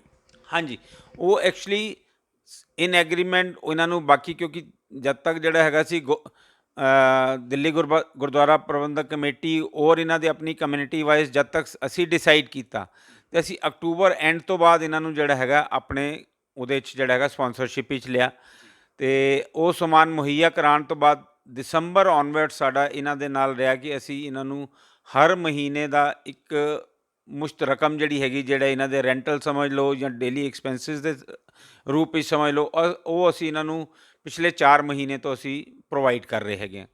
ਇੱਕ ਸਵਾਲ ਪੁੱਛਣਾ ਹੋਵੇ ਤਾਂ ਤੁਸੀਂ 11 ਪਰਿਵਾਰਾਂ ਨੂੰ ਅਸੈਪਟ ਕੀਤਾ, ਉਹ ਯੂਨਾਈਟਿਡ ਸਿੱਖਸ ਨੇ ਆਪਣੀ ਯੋਗਤਾ ਦੇ ਅਨੁਸਾਰ 11 ਨੂੰ ਕੀਤਾ ਕਿ ਬਾਕੀ ਜਿਹੜੇ ਪਰਿਵਾਰ ਸਨ ਉਹ ਹੋਰਾਂ ਸੰਸਥਾਵਾਂ ਦੇ ਸੰਪਰਕ 'ਚ ਆ ਚੁੱਕੇ ਸਨ? ਹਾਂਜੀ, ਇਹ ਬਾਹਰ ਦੇ ਸਪੋਂਸਰਸ ਹੈਗੇ ਸਨ, ਉਹਨਾਂ ਦੇ ਨਾਲ ਮਿਊਚੁਅਲ ਅੰਡਰਸਟੈਂਡਿੰਗ ਦੇ ਨਾਲ ਜਿਹੜਾ ਹੈਗਾ ਸਾਡੇ ਕੋਲ ਜਿਹੜੇ ਪਰਿਵਾਰ ਆਏ ਉਹ ਇੱਕ ਪ੍ਰੋਵਿੰਸ ਦੇ ਸਨ, ਜਿਹੜਾ ਗਜ਼ਨੀ ਪ੍ਰੋਵਿੰਸ ਦੇ ਸਨ। ਗਜ਼ਨੀ ਪ੍ਰੋਵਿੰਸ ਦੇ ਪਰਿਵਾਰ ਸਾਡੀ ਸੇਵਾ ਦੇ ਸਾਡੇ ਕੋਲ ਆਏ, ਸਾਨੂੰ ਉਹਨਾਂ ਦੀ ਸੇਵਾ ਦਾ ਮੌਕਾ ਮਿਲਿਆ ਜਿਹੜਾ ਹੈਗਾ। ਅਤੇ ਇਸੀ ਤਰੀਕੇ ਨਾਲ ਬਾਕੀ ਜਿਹੜੇ ਬਾਹਰ ਦੇ ਸਪੋਂਸਰ ਸਨ ਉਹਨਾਂ ਨੇ ਅਲੱਗ-ਅਲੱਗ ਪ੍ਰੋਵਿੰਸ ਦੇ ਜਿਹੜੇ ਹੈਗੇ ਪਰਿਵਾਰਾਂ ਨੂੰ ਸਪੋਂਸਰਸ਼ਿਪ ਦਿੱਤੀ। ਤੇ ਇਹ ਅਸੀਂ ਹੁਣ 4 ਮਹੀਨੇ ਤੋਂ ਇਹਨਾਂ ਦੀ ਇੱਕ ਤੇ ਇਹ ਸੇਵਾ ਚੱਲ ਰਹੀ ਹੈਗੀ, ਇਹਨਾਂ ਨੂੰ ਅਸੀਂ ਮੋਨੀਟਰੀ ਹੈਲਪ ਕਰ ਰਹੇ ਹੈਗੇ ਹਾਂ। ਪਲੱਸ ਜਿਹੜੀਆਂ ਜਦੋਂ ਇਹ ਆਏ ਸਨ, ਇਹਨਾਂ ਦੇ ਵਿੱਚ ਬਹੁਤ ਸਾਰੇ ਲੋਕ ਐਸੇ ਸਨ ਜਿਹੜੇ ਬਿਮਾਰ ਸਨ, ਤੇ ਉਹ ਬਹੁਤ ਜ਼ਰੂਰੀ ਸੀ ਕਿ ਉਹਨਾਂ ਨੂੰ ਮੈਡੀਕਲ ਫੈਸਿਲਿਟੀਜ਼ ਪ੍ਰੋਵਾਈਡ ਕਰਵਾਈਆਂ ਜਾਣ। ਮੈਂ ਇੱਥੇ ਇੱਕ ਛੋਟਾ ਜਿਹਾ ਇੰਸੀਡੈਂਟ ਜ਼ਰੂਰ ਆਪ ਜੀ ਨਾਲ ਸ਼ੇਅਰ ਕਰਨਾ ਚਾਹਾਂਗਾ, ਜਿਹਦੇ 'ਚ ਇਹ ਸੀ ਕਿ 3 ਸੈਪਟੈਂਬਰ ਨੂੰ ਲਾਸਟ ਬੈਚ ਆਇਆ ਸੀ ਜਿਹੜਾ ਇਹਨਾਂ ਪਰਿਵਾਰਾਂ ਦਾ ਆਇਆ ਸੀ, ਤੇ ਉਹਦੇ 'ਚੋਂ ਇੱਕ ਬੱਚੇ ਦੀ ਤਬੀਅਤ 7 ਜਿਹੜਾ ਹੈਗਾ ਸੈਪਟੈਂਬਰ ਨੂੰ, ਉਹ ਬਹੁਤ ਜ਼ਿਆਦਾ ਤਬੀਅਤ ਉਸ ਬੱਚੇ ਦੀ ਖਰਾਬ ਹੋ ਗਈ, ਤੇ ਉਹਨੂੰ ਜਿਹੜਾ ਹੈਗਾ government hospital Ram Manohar Lohia hospital ਦੇ ਵਿੱਚ ਐਡਮਿਟ ਕਰਾਇਆ ਗਿਆ। ਕਿਸ ਵੱਲੋਂ? ਇਹ ਗੁਰਦੁਆਰਾ ਪ੍ਰਬੰਧਕ ਕਮੇਟੀ ਦੀ ਤਰਫੋਂ ਜਿਹੜਾ ਹੈਗਾ, ਕਿਉਂਕਿ ਬੰਗਲਾ ਸਾਹਿਬ ਰਕਾਬਗੰਜ ਉਹ ਰਹਿ ਰਹੇ ਸਨ, ਰਕਾਬਗੰਜ ਤੋਂ ਬਿਲਕੁਲ ਨਾਲ ਹੀ ਉਹ ਸਭ ਨਾਲ ਨੀਅਰੈਸਟ ਹਸਪੀਟਲ ਉਹੀ ਹੈਗਾ। ਪਰ 8 ਤਰੀਕ ਸ਼ਾਮ ਨੂੰ ਸਾਡੇ ਕੋਲ ਉਹਨਾਂ ਦੇ ਜਿਹੜਾ ਹੈਗਾ ਪਰਿਵਾਰ ਦੇ ਵਿੱਚੋਂ ਉਹਨਾਂ ਦੇ ਜਿਹੜੇ ਲੀਡਰ ਸਾਹਿਬਾਨ ਸਨ, ਜਿਹੜੇ ਸਾਡੇ ਨਾਲ ਅਫਗਾਨਿਸਤਾਨ ਤੋਂ ਜੁੜੇ ਹੋਏ ਸਨ, ਉਹਨਾਂ ਦਾ ਮੈਨੂੰ ਮੈਸੇਜ ਆਇਆ ਕਿ ਵੀਰ ਜੀ ਇਸ ਤਰ੍ਹਾਂ ਹੈਗਾ, ਸਾਡੇ ਇਹ ਜਿਹੜੇ ਪਰਿਵਾਰ ਆਏ ਨੇ ਇਹਨਾਂ 'ਚੋਂ ਇੱਕ ਬੱਚੇ ਦੀ ਤਬੀਅਤ ਬਹੁਤ ਜ਼ਿਆਦਾ ਖਰਾਬ ਹੈਗੀ ਹੈ, ਤੇ ਡਾਕਟਰ ਇੱਕ ਤਰ੍ਹਾਂ ਨਾਲ ਜਵਾਬ ਹੀ ਦੇ ਰਹੇ ਹੈਗੇ ਨੇ ਕਿ ਉਹ ਬੱਚਾ ਸਰਵਾਈਵ ਨਹੀਂ ਕਰੇਗਾ। ਅਸੀਂ ਇਮੀਡੀਏਟਲੀ ਰਸ਼ ਕੀਤਾ, ਉੱਥੇ ਜਾ ਕੇ ਡਾਕਟਰਸ ਨੂੰ ਮਿਲੇ। ਉਹਨਾਂ ਨੇ ਕਿਹਾ ਜੀ ਬੱਚਾ ਕ੍ਰਿਟੀਕਲ ਹੈਗਾ, ਔਰ ਇੱਕ ਤਾਂ ਇਹਨੂੰ ਵੈਂਟੀਲੇਟਰ ਦੀ ਜ਼ਰੂਰਤ ਹੈਗੀ, ਔਰ ਨਾਲ ਦੇ ਨਾਲ ਜਿਹੜਾ ਹੈਗਾ ਇਹਨੂੰ ICU ਚਾਹੀਦਾ ਹੈਗਾ। ਮੁਸ਼ਕਿਲ ਕੀ ਸੀ ਬੱਚੇ ਨੂੰ? ਬੱਚੇ ਨੂੰ ਜਿਹੜਾ ਹੈਗਾ ਨਿਮੋਨੀਆ ਦਾ ਅਟੈਕ ਸੀ, ਡਬਲ ਨਿਮੋਨੀਆ ਸੀ, ਤੇ ਉਹਨਾਂ ਨੇ ਕੀ ਕੀਤਾ ਹੋਇਆ ਸੀ ਕਿ ਕਿਉਂਕਿ ਕੋਵਿਡ ਦਾ ਟਾਈਮ ਸੀ, ਉਹ ਸਿੱਧੀ ਐਡਮਿਸ਼ਨ ਦਿੰਦੇ ਨਹੀਂ ਸਨ, ਤੇ ਉਹਨਾਂ ਨੇ ਇੱਕ ਸੈਪਰੇਟ ਵਾਰਡ ਬਣਾ ਰੱਖਿਆ ਹੈਗਾ ਸੀ, ਕੋਵਿਡ ਸਸਪੈਕਟਡ ਵਾਰਡ ਜਿਹਨੂੰ ਕਹਿ ਸਕਦੇ ਹੈਗੇ ਅਸੀਂ, ਜਿਹਦੇ ਜੈਂਟਸ ਵੀ ਹਨ, ਲੇਡੀਜ਼ ਵੀ ਹਨ, ਬੱਚੇ ਵੀ ਹਨ, ਬਜ਼ੁਰਗ ਵੀ ਹਨ। ਤੇ ਉੱਥੇ ਜਾ ਕੇ ਪਤਾ ਲੱਗਿਆ ਜੀ ਕਿ ਉਸ ਬੱਚੇ ਦਾ ਹਜੇ ਤੱਕ ਜਿਹੜਾ ਹੈਗਾ ਕੋਵਿਡ ਟੈਸਟ ਹੀ ਨਹੀਂ ਹੋਇਆ। ਉਹ ਫਰਾਈਡੇ ਦਾ ਦਿਨ ਸੀ ਮੇਰੇ ਹਿਸਾਬ ਨਾਲ ਸ਼ਾਇਦ, ਤੇ ਅੱਗੇ 2 ਦਿਨ ਜਿਹੜਾ ਹੈਗਾ ਛੁੱਟੀ ਸੀ, ਤੇ ਕੋਵਿਡ ਟੈਸਟ ਉਹਦਾ ਹੋਣਾ ਵੀ ਨਹੀਂ ਸੀ, ਤੇ ਮੰਡੇ ਨੂੰ ਹੋਣਾ ਸੀ। ਤੇ ਉਹਨਾਂ ਡਾਕਟਰਸ ਨੇ ਸਾਨੂੰ ਕੈਟੇਗਰੀਕਲੀ ਕਿਹਾ ਜੀ ਜਿਹੜਾ ਹੈਗਾ ਮੰਡੇ ਨੂੰ ਜਦ ਤੱਕ ਇਹਦੀ ਰਿਪੋਰਟ ਨਹੀਂ ਆਏਗੀ ਟੈਸਟ ਤੋਂ ਬਾਅਦ, ਤੇ ਅਸੀਂ ਇਹਨੂੰ ਨਾ ICU ਪ੍ਰੋਵਾਈਡ ਕਰ ਸਕਦੇ ਹਾਂ, ਨਾ ਹੀ ਜਿਹੜਾ ਹੈਗਾ ਵੈਂਟੀਲੇਟਰ ਅਸੀਂ ਇਹਨੂੰ ਪ੍ਰੋਵਾਈਡ ਕਰ ਸਕਦੇ ਹਾਂ। ਤੇ ਉਸ ਵਕਤ ਸਾਡੀ ਟੀਮ ਨੇ ਜਿਹੜਾ ਹੈਗਾ ਕਾਲ ਲਈ, ਡਿਸਾਈਡ ਕੀਤਾ ਤੇ ਨਾਲ ਸਰਚ ਕੀਤੀ ਕਿ ਇਸ ਵਕਤ ਕਿਹੜਾ ਚਾਈਲਡ ਜਿਹੜਾ ICU ਅਵੇਲੇਬਲ ਹੋ ਸਕਦਾ ਹੈ ਜਾਂ ਵੈਂਟੀਲੇਟਰ ਕਿਹੜੇ hospital. After searching for 12 hospitals, ਫਿਰ ਸਾਨੂੰ ਇੱਕ ਹਸਪੀਟਲ ਦੇ ਵਿੱਚ ਇਹ ਫੈਸਿਲਿਟੀ ਮਿਲੀ, ਕਿਉਂਕਿ ਉਸ ਦੌਰਾਨ ਕੋਵਿਡ ਦੇ ਦੌਰਾਨ ਕਿੱਥੇ ਵੀ ਬੈੱਡ ਵੀ ਅਵੇਲੇਬਲ ਨਹੀਂ ਸੀ। ਤੇ ਅਸੀਂ ਫਿਰ ਉਸ ਬੱਚੇ ਨੂੰ ਮਨੀਪਾਲ ਹਸਪੀਟਲ ਦਵਾਰਕਾ ਦੇ ਵਿੱਚ ਐਡਮਿਸ਼ਨ ਕਰਾਈ। 10-11 ਦਿਨ ਬੱਚਾ ਉੱਥੇ ਰਿਹਾ, 7 ਜਾਂ 8 ਦਿਨ ਜਿਹੜਾ ਹੈਗਾ ICU ਔਰ ਵੈਂਟੀਲੇਟਰ 'ਤੇ ਰਿਹਾ। ਉਸ ਤੋਂ ਬਾਅਦ 3-4 ਦਿਨ ਵਾਰਡ ਵਿੱਚ ਆ ਕੇ ਤੇ ਉਹ ਡਿਸਚਾਰਜ ਹੋਇਆ। ਅੱਜ ਦੀ ਡੇਟ ਵਿੱਚ ਵੀ ਉਸ ਬੱਚੇ ਦਾ ਸਾਰਾ ਮੈਡੀਕਲ ਦਾ ਖਰਚਾ ਯੂਨਾਈਟਿਡ ਸਿੱਖਸ ਕਰ ਰਿਹਾ ਹੈਗਾ। ਉਸ ਬੱਚੇ ਤੇ ਕੁੱਲ ਖਰਚਾ ਕਿੰਨਾ ਕੁ ਆਇਆ? ਵੀਰ ਜੀ ਉਸ ਦੌਰਾਨ ਤਕਰੀਬਨ ਉਸ ਬੱਚੇ ਦਾ ਬਿੱਲ ਜਿਹੜਾ ਬਣਿਆ ਸੀ 14 ਲੱਖ ਦੇ ਕਰੀਬ ਬਣਿਆ ਸੀ। ਬਹੁਤ ਵੱਡਾ ਬਿੱਲ ਸੀ, ਜਿਹਦੇ 'ਚੋਂ ਬਹੁਤ ਸਾਰੀ ਰਕਮ ਜਿਹੜੀ ਹੈਗੀ ਯੂਨਾਈਟਿਡ ਸਿੱਖਸ ਨੂੰ ਪੇ ਕਰਨੀ ਪਈ। ਪਰ ਇੱਥੇ ਮੈਂ ਇੱਕ ਚੀਜ਼ ਮੈਂਸ਼ਨ ਜ਼ਰੂਰ ਕਰਨਾ ਚਾਹਾਂਗਾ ਕਿ ਸਾਨੂੰ ਦਿੱਲੀ ਗੌਰਮੈਂਟ ਦੀ ਤਰਫੋਂ ਜਿਹੜਾ ਹੈਗਾ ਬੜੀ ਵੱਡੀ ਉਹ ਸਹੂਲੀਅਤ ਮਿਲੀ ਕਿ ਕੁਛ ਅਮਾਊਂਟ ਜਿਹੜਾ ਹੈਗਾ ਉਹਨਾਂ ਨੇ ਵੇਵ ਆਫ ਕਰਾਇਆ ਹਸਪੀਟਲ ਮੈਨੇਜਮੈਂਟ ਦੇ ਨਾਲ। ਦਿੱਲੀ ਗੌਰਮੈਂਟ ਦੇ ਆਮ ਆਦਮੀ ਪਾਰਟੀ ਦੇ ਜਿਹੜੇ ਰਾਜ ਸਭਾ ਮੈਂਬਰ ਹੈਗੇ ਸੰਜੇ ਸਿੰਘ, ਉਹਨਾਂ ਨੇ ਸਾਨੂੰ ਇੱਕ ਲੈਟਰ ਦਿੱਤਾ, ਜਿਹਦੇ ਨਾਲ ਅਸੀਂ ਫਿਰ ਡਾਇਲਾਗ ਦੇ ਵਿੱਚ ਜਾ ਕੇ ਹਸਪੀਟਲ ਅਥਾਰਟੀਜ਼ ਦੇ ਨਾਲ। ਉਹ ਘਟਾ ਕੇ 14 ਲੱਖ ਬਣਿਆ? ਨਹੀਂ ਜੀ, ਸਾਰਾ ਅਮਾਊਂਟ 14 ਲੱਖ ਸੀ, ਤੇ ਉਹਦੇ 'ਚੋਂ 4 ਲੱਖ ਦੇ ਕਰੀਬ ਵੇਵ ਆਫ ਸਾਡਾ ਜਿਹੜਾ ਹੈਗਾ। ਤਕਰੀਬਨ 10 ਲੱਖ। ਹਾਂਜੀ, ਤਕਰੀਬਨ ਇੰਨਾ ਅਮਾਊਂਟ ਸਾਨੂੰ ਜਿਹੜਾ ਹੈਗਾ। ਇਹ ਪੁੱਛਣਾ ਹੋਵੇ ਕਿ ਜਦੋਂ 14 ਲੱਖ ਜਾਂ 10 ਲੱਖ ਖਰਚਾ ਜਿਹੜਾ ਆ ਗਿਆ, ਤੇ ਜਦੋਂ ਤੁਸੀਂ ਕੋਈ ਕੇਸ ਫੜਦੇ ਹੋ, ਉਹਦੇ ਸ਼ੁਰੂ ਹੋਣ ਵੇਲੇ ਕੋਈ ਰਿਜ਼ਰਵ ਫੰਡਸ ਹੁੰਦੇ ਆ, ਉਹਨਾਂ ਸ਼ੁਰੂ ਕਰਦੇ ਹੋ ਕਿ ਜਾਂ ਅਪੀਲ ਕਰਦੇ ਹੋ? ਤਰੀਕਾ ਕੀ ਆ ਤੁਹਾਡਾ ਕੰਮ ਕਰਨ ਦਾ? ਜੀ ਦੇਖੋ, ਉਸ ਵਕਤ ਤੇ ਸਾਡੇ ਵਾਸਤੇ ਸਭ ਨਾਲੋਂ ਇੰਪੋਰਟੈਂਟ ਇੱਕੋ ਚੀਜ਼ ਸੀ ਕਿ ਅਸੀਂ ਇਸ ਬੱਚੇ ਦੀ ਜਾਨ ਕਿਸ ਤਰੀਕੇ ਨਾਲ ਬਚਾਉਣੀ ਹੈਗੀ, ਤੇ ਸਾਡੇ ਵਾਸਤੇ ਉਹ ਕੁਝ ਨਹੀਂ। ਹਾਂ, ਅਫਗਾਨਿਸਤਾਨ ਦੇ ਵਾਸਤੇ ਅਸੀਂ ਕੁਛ ਜਿਹੜਾ ਹੈਗਾ ਫੰਡ ਰੇਜ਼ਰ ਹੋਇਆ ਸੀ ਸਾਡਾ, ਤੇ ਅਸੀਂ ਉਸ ਵਿੱਚੋਂ ਵੀ ਅਸੀਂ ਜਿਹੜਾ ਹੈਗਾ ਇਹ ਖਰਚਾ ਜ਼ਰੂਰ ਅਸੀਂ ਇਹਦੇ ਵਿੱਚੋਂ ਕੀਤਾ ਹੈਗਾ ਸੀ। ਪਰ ਜਦੋਂ ਵੀ ਐਸੀ ਕੋਈ ਇਨਸੀਡੈਂਟ ਹੁੰਦਾ ਹੈਗਾ, ਅਸੀਂ ਇਹ ਨਹੀਂ ਸੋਚਦੇ ਹੈਗੇ ਕਿ ਸਾਡੇ ਕੋਲ ਫੰਡ ਰੇਜ਼ਰ ਅਸੀਂ ਕਰੀਏ ਜਾਂ ਕੁਛ ਕਰੀਏ। ਸਾਡੇ ਵਾਸਤੇ ਜਿਸ ਤਰ੍ਹਾਂ ਸਾਡੀ ਟੈਗਲਾਈਨ ਹੈਗੀ ਹੈ, ਰਿਕਗਨਾਈਜ਼ ਦਾ ਹਿਊਮਨ ਰੇਸ ਐਜ਼ ਵਨ, ਔਰ ਗੁਰੂ ਮਹਾਰਾਜ ਦੀ ਕਿਰਪਾ ਨਾਲ ਅਸੀਂ ਬਿਨਾਂ ਕਿਸੇ ਮਾਨਸ ਕੀ ਜਾਤ ਸਭੇ ਏਕੇ ਪਹਿਚਾਨ ਬੋ, ਉਸੀ ਦੇ ਫਲਸਫੇ ਦੇ ਚੱਲਦੇ ਹੋਏ, ਚਾਹੇ ਕਿਸੇ ਵੀ ਉਹ ਕਾਸਟ ਕਿਸੇ ਵੀ ਲੈਵਲ ਦਾ ਬੰਦਾ ਹੋਏ, ਅਸੀਂ ਉਹਨੂੰ ਸੇਵਾ ਦੇ ਵਾਸਤੇ ਹਮੇਸ਼ਾ ਤਿਆਰ ਰਹਿੰਦੇ ਹਾਂ। ਤੇ ਇਹੀ ਸਾਡਾ ਮੋਟਿਵ ਸੀ ਇਸ ਬੱਚੇ ਦੇ ਵਾਸਤੇ ਵੀ, ਕਿਉਂਕਿ ਜੋ ਕੰਡੀਸ਼ਨ ਅਸੀਂ ਦੇਖੀ ਸੀ ਉਹ ਵਾਕਈ ਲੱਗਦਾ ਸੀ ਕਿ ਉਹ ਸ਼ਾਮ ਦਾ 6 ਜਾਂ 7 ਵਜੇ ਦਾ ਟਾਈਮ ਸੀ, ਔਰ ਮੈਂ ਮਤਲਬ ਖੁਦ ਪਰਸਨਲੀ ਉੱਥੇ ਸੀ। ਦੇਖ ਕੇ ਹੀ ਲੱਗਦਾ ਸੀ ਕਿ ਇੱਕ ਬੱਚਾ ਸਵੇਰ ਤੱਕ ਸਰਵਾਈਵ ਕਰਨਾ ਬੜਾ ਮੁਸ਼ਕਿਲ ਹੈਗਾ। ਤੇ ਇਹ ਫਿਰ ਸਾਡੀ ਟੀਮ ਜਿਹੜੀ ਬਾਹਰ ਦੇ ਚੈਪਟਰਸ ਹੈਗੇ ਸਭ ਨੇ ਮਿਲ ਕੇ ਇਮੀਡੀਏਟਲੀ ਡਿਸਾਈਡ ਹੋਇਆ, ਇਹ ਯੂਨਾਨੀਮਸ ਡਿਸੀਜਨ ਸੀ ਕਿ ਅਸੀਂ ਇਮੀਡੀਏਟਲੀ ਉਸ ਬੱਚੇ ਨੂੰ ਜਿਹੜਾ ਹੈਗਾ ਮੈਡੀਕਲ ਪ੍ਰੋਵਾਈਡ ਕਰਾਣੀ ਟ੍ਰੀਟਮੈਂਟ। ਜਦੋਂ ਕੋਈ ਚੈਰਿਟੀ ਦੀ ਗੱਲ ਆਉਂਦੀ ਆ, ਭਲੇ ਦੀ ਗੱਲ ਆਉਂਦੀ ਆ, ਉਸ ਦੇ ਲਈ ਫੰਡਸ ਦੀ ਤਾਂ ਲੋੜ ਰਹਿੰਦੀ ਆ। ਦਾਨ ਤੋਂ ਬਿਨਾਂ ਅਜਿਹੇ ਕੰਮ ਚੱਲਦੇ ਨਹੀਂ। ਯੂਨਾਈਟਿਡ ਸਿੱਖਸ ਦੀ ਜਿਹੜੀ ਟਰਾਂਸਪੇਰੈਂਸੀ ਦੀ ਪਾਲਿਸੀ ਕੀ ਆ ਕਿ ਪਾਰਦਰਸ਼ਤਾ, ਉਹ ਫੰਡਸ ਜਿਹੜਾ ਤੁਹਾਡੇ ਤੱਕ ਜੇ 100 ਰੁਪਈਆ ਆਇਆ ਉਹ 100 ਕਿੱਥੇ ਲੱਗਾ, ਉਹਦੀ ਤੁਹਾਡੀ ਟਰਾਂਸਪੇਰੈਂਸੀ ਦੀ ਨੀਤੀ ਕੀ ਆ? ਵੀਰ ਜੀ ਮੈਂ ਇੱਕ ਛੋਟਾ ਜਿਹਾ ਇੱਕ ਆਪਣਾ ਪਰਸਨਲ ਐਕਸਪੀਰੀਅੰਸ ਜ਼ਰੂਰ ਸ਼ੇਅਰ ਕਰਨਾ ਚਾਹਾਂਗਾ ਕਿ ਮੈਂ ਜਿਹੜਾ ਹੈਗਾ ਆਈ ਵਾਜ਼ ਵਰਕਿੰਗ ਵਿਦ ਯੂਨਾਈਟਿਡ ਨੇਸ਼ਨਸ। ਤਕਰੀਬਨ 30 ਸਾਲ ਮੈਂ ਯੂਨਾਈਟਿਡ ਨੇਸ਼ਨਸ ਦੇ ਨਾਲ ਜੌਬ ਕੀਤੀ ਹੈਗੀ ਹੈ। ਉਹ ਮੈਂ ਪਹਿਲੀ ਵਾਰੀ ਯੂਨਾਈਟਿਡ ਸਿੱਖਸ ਨੂੰ ਫਿਲੀਪੀਨਸ ਦੇ ਵਿੱਚ ਮਿਲਿਆ ਸੀ, ਅਤੇ ਮੈंने ਇਹਨਾਂ ਦੀ ਵਰਕਿੰਗ ਹੀ ਦੇਖ ਕੇ ਅਤੇ ਮੈਂ ਡਿਸਾਈਡ ਕੀਤਾ ਸੀ ਕਿ ਜਦੋਂ ਮੇਰੇ ਕੋਲ ਸਮਾਂ ਹੋਏਗਾ, ਘੜੀ ਹੋਏਗੀ, ਅਤੇ ਮੈਂ ਯੂਨਾਈਟਿਡ ਸਿੱਖਸ ਨੂੰ ਜ਼ਰੂਰ ਜੁਆਇਨ ਕਰਾਂਗਾ, ਕਿਉਂਕਿ ਇਹਨਾਂ ਦਾ ਪੂਰਾ ਮੈਥਡ ਜਿਹੜਾ ਹੈਗਾ ਨਾ ਟਰਾਂਸਪੇਰੈਂਟ ਹੈਗਾ। ਔਰ ਇੱਕ ਚੀਜ਼ ਦੇਖ ਕੇ ਮੈਨੂੰ ਸਭ ਨਾਲੋਂ ਜ਼ਿਆਦਾ ਖੁਸ਼ੀ ਹੋਈ ਸੀ ਇਸ ਸੰਸਥਾ ਦੇ ਬਾਰੇ, ਔਰ ਮੇਰਾ ਜੁੜਨ ਦਾ ਰੀਜ਼ਨ ਵੀ ਇਹੀ ਸੀ ਕਿ ਅਗਰ ਇੱਥੇ ਕੋਈ 1 ਰੁਪਇਆ ਡੋਨੇਟ ਕਰਦਾ ਹੈਗਾ ਨਾ, ਤਾਂ ਉਹਦੇ 'ਚ 90 to 95 ਪੈਸੇ ਜਿਹੜੇ ਹੈਗੇ ਨਾ ਐਕਚੁਅਲ ਕਾਜ਼ ਵਾਸਤੇ ਯੂਜ਼ ਹੁੰਦੇ ਹੈਗੇ, ਕਿਉਂਕਿ ਇਹਨਾਂ ਦੀ ਐਡਮਿਨਿਸਟ੍ਰੇਟਿਵ ਕਾਸਟ ਜਿਹੜੀ ਹੈਗੀ ਬਹੁਤ ਘੱਟ ਹੈਗੀ ਹੈ। ਐਡਮਿਨਿਸਟ੍ਰੇਟਿਵ ਖਰਚੇ ਬਹੁਤ ਘੱਟ ਹੈਗੇ ਨੇ। ਵੋਲੰਟੀਅਰ ਬੇਸ ਇਹਨਾਂ ਦਾ ਬਹੁਤ ਸਟਰੋਂਗ ਹੈਗਾ, ਔਰ ਜਿਤਨੇ ਵੀ ਚਾਹੇ ਡਾਇਰੈਕਟਰਸ ਹੈਗੇ ਜਾਂ ਕੋਈ ਵੀ ਪੋਜੀਸ਼ਨਸ ਹੈਗੇ, ਮੈਕਸਿਮਮ ਪੋਜੀਸ਼ਨਸ ਜਿਹੜੀਆਂ ਹੈਗੀਆਂ ਆਨਰੇਰੀ ਪੋਜੀਸ਼ਨਸ ਹੈਗੀਆਂ, ਔਰ ਸਾਰਾ ਟਰਾਂਸਪੇਰੈਂਟ ਮੈਥਡ ਹੈਗਾ। ਲੋਕਲ ਲੈਵਲ 'ਤੇ ਫੰਡ ਰੇਜ਼ਿੰਗ ਹੁੰਦੀ ਹੈਗੀ ਹੈ, ਆਡੀਟਿਡ ਅਕਾਊਂਟਸ ਹੈਗੇ ਨੇ, ਈਅਰਲੀ ਇਹਨਾਂ ਦੀ ਐਨੂਅਲ ਜਨਰਲ ਬਾਡੀ ਮੀਟਿੰਗਸ ਹੁੰਦੀਆਂ ਹੈਗੀਆਂ ਜਿਹਦੇ 'ਚ ਇਹ ਸਾਰੀਆਂ ਚੀਜ਼ਾਂ ਪਾਸ ਹੁੰਦੀਆਂ ਨੇ, ਰੂਲਸ ਰੈਗੂਲੇਸ਼ਨ ਸਾਰੇ ਇਨ ਪਲੇਸ ਹੈਗੇ। ਅਤੇ ਇਹੀ ਕੁਛ ਰੀਜ਼ਨਸ ਹਨ ਜਿਹੜਾ ਮੈਂ ਦੇਖ ਕੇ ਅਤੇ ਇਸ ਸੰਸਥਾ ਨਾਲ ਜੁਆਇਨ ਕੀਤਾ ਸੀ। ਜੇ ਕਿਸੇ ਦਾ ਕੋਈ ਸਵਾਲ ਹੋਵੇ, ਮੈਂ ਫਿਰ ਗੱਲ 100 ਰੁਪਏ 'ਤੇ ਲਿਆਉਂਗਾ। ਜੇ ਕੋਈ 100 ਰੁਪਈਆ ਦਿੰਦਾ, ਉਹ ਦੇ ਕੇ ਇਹ ਪੁੱਛਣਾ ਚਾਹਵੇ ਕਿ ਮੇਰਾ 100 ਕਿੱਥੇ ਲੱਗਾ, ਉਹਦੇ ਲਈ ਆਨਸਰ ਕੀ ਹੈ? ਉਹਦੇ ਲਈ ਆਨਸਰ ਇਹ ਹੈਗਾ ਕਿ ਸਾਡੇ ਜਿਹੜੇ ਜਿਤਨੇ ਵੀ ਅਕਾਊਂਟਸ ਹੈਗੇ ਨੇ ਉਹ ਪ੍ਰੋਜੈਕਟ ਬੇਸ ਅਕਾਊਂਟਸ ਹੈਗੇ ਨੇ ਸਾਰੇ, ਅਤੇ ਅਗਰ ਕਿਸੇ ਨੇ 100 ਰੁਪਇਆ ਦਿੱਤਾ ਹੈਗਾ ਅਤੇ ਸਾਡੇ ਕੋਲ ਸਾਰੀ ਰਿਪੋਰਟ ਅਵੇਲੇਬਲ ਹੁੰਦੀ, ਫਾਈਨੈਂਸ਼ੀਅਲ ਡਾਟਾ ਸਾਡੇ ਕੋਲ ਸਾਰਾ ਅਵੇਲੇਬਲ ਹੈਗਾ। ਹਾਂਜੀ, ਇਸ ਵਕਤ ਸਾਡੇ ਸਪੋਜ਼ ਇੰਡੀਆ ਦੇ ਵਿੱਚ 10 ਪ੍ਰੋਜੈਕਟ ਚੱਲ ਰਹੇ ਹੈਗੇ ਨੇ, ਅਤੇ 10 ਪ੍ਰੋਜੈਕਟਸ ਦੇ ਵਿੱਚ ਇਤਨੇ ਮਹੀਨੇ ਦੇ ਵਿੱਚ ਇਹ ਖਰਚਾ ਹੋਇਆ ਹੈ, ਇਨ ਹੈਡਸ 'ਤੇ ਖਰਚਾ ਹੋਇਆ, ਅਤੇ ਉਹ ਸਾਰੀ ਟਰਾਂਸਪੇਰੈਂਸੀ ਦੇ ਹਿਸਾਬ ਨਾਲ ਸਾਰੀ ਰਿਪੋਰਟਸ ਅਵੇਲੇਬਲ। ਕੋਈ ਵੀ ਕਿਸੇ ਵਕਤ ਫੋਨ ਕਰਕੇ ਸਾਡੇ ਆਫਿਸ ਦੇ ਵਿੱਚ ਆ ਕੇ ਸਾਡੇ ਟੀਮ ਦੇ ਨਾਲ ਮਿਲ ਕੇ ਉਹ ਸਾਰੀ ਡਿਟੇਲਸ ਲੈ ਸਕਦਾ ਹੈਗਾ। ਸਭ ਕੁਝ ਅਵੇਲੇਬਲ ਹੈਗਾ। ਅਸੀਂ ਇਸੀ ਕਰਕੇ ਸਾਡੀ ਉਹੀ ਹੈਗਾ ਕਿ ਅਸੀਂ ਸਾਰੀ ਟ੍ਰਾਂਜੈਕਸ਼ਨਸ ਜਿਹੜੀ ਹੈਗੀਆਂ ਬੈਂਕਸ ਦੇ ਥਰੂ ਹੈਗੀਆਂ। ਅਸੀਂ ਜਿਹੜਾ ਜਿਤਨਾ ਵੀ ਫੰਡਸ ਰਿਸੀਵ ਕਰਦੇ ਹਾਂ, ਸਾਡੀ ਪੂਰੀ ਕੋਸ਼ਿਸ਼ ਹੁੰਦੀ ਹੈ ਕਿ ਜਿਹੜਾ ਹੈਗਾ ਉਹ ਫੰਡ ਸਾਨੂੰ ਇਲੈਕਟ੍ਰੋਨਿਕਲੀ ਟ੍ਰਾਂਸਫਰ ਹੋਏ ਜਾਂ ਚੈੱਕ ਦੇ ਥਰੂ ਹੋਏ, ਔਰ ਨਾਲ ਦੇ ਨਾਲ ਅਸੀਂ ਉਹਨਾਂ ਨੂੰ ਰਸੀਟਸ ਇਮੀਡੀਏਟਲੀ ਪ੍ਰੋਵਾਈਡ ਕਰਵਾ ਦਈਦਾ ਹੈਗਾ। ਅਤੇ ਉਹਨਾਂ ਨੂੰ ਜਿਹੜੀ ਗਵਰਨਮੈਂਟ ਦੇ ਥਰੂ ਜਿਹੜੀ ਰਿਬੇਟਸ ਹੈਗੀਆਂ, they can claim those rebate also for that. ਜਿਵੇਂ ਕਿ ਬੱਚੇ ਦਾ ਤੁਸੀਂ ਦੱਸਿਆ ਤਕਰੀਬਨ 10 ਲੱਖ ਲਾਇਆ ਅਤੇ ਉਹ ਬਿੱਲ ਪੇ ਕੀਤਾ ਗਿਆ। ਹਾਂਜੀ, ਉਹ ਬਿੱਲ ਪੇ ਕੀਤਾ ਗਿਆ ਹੈਗਾ।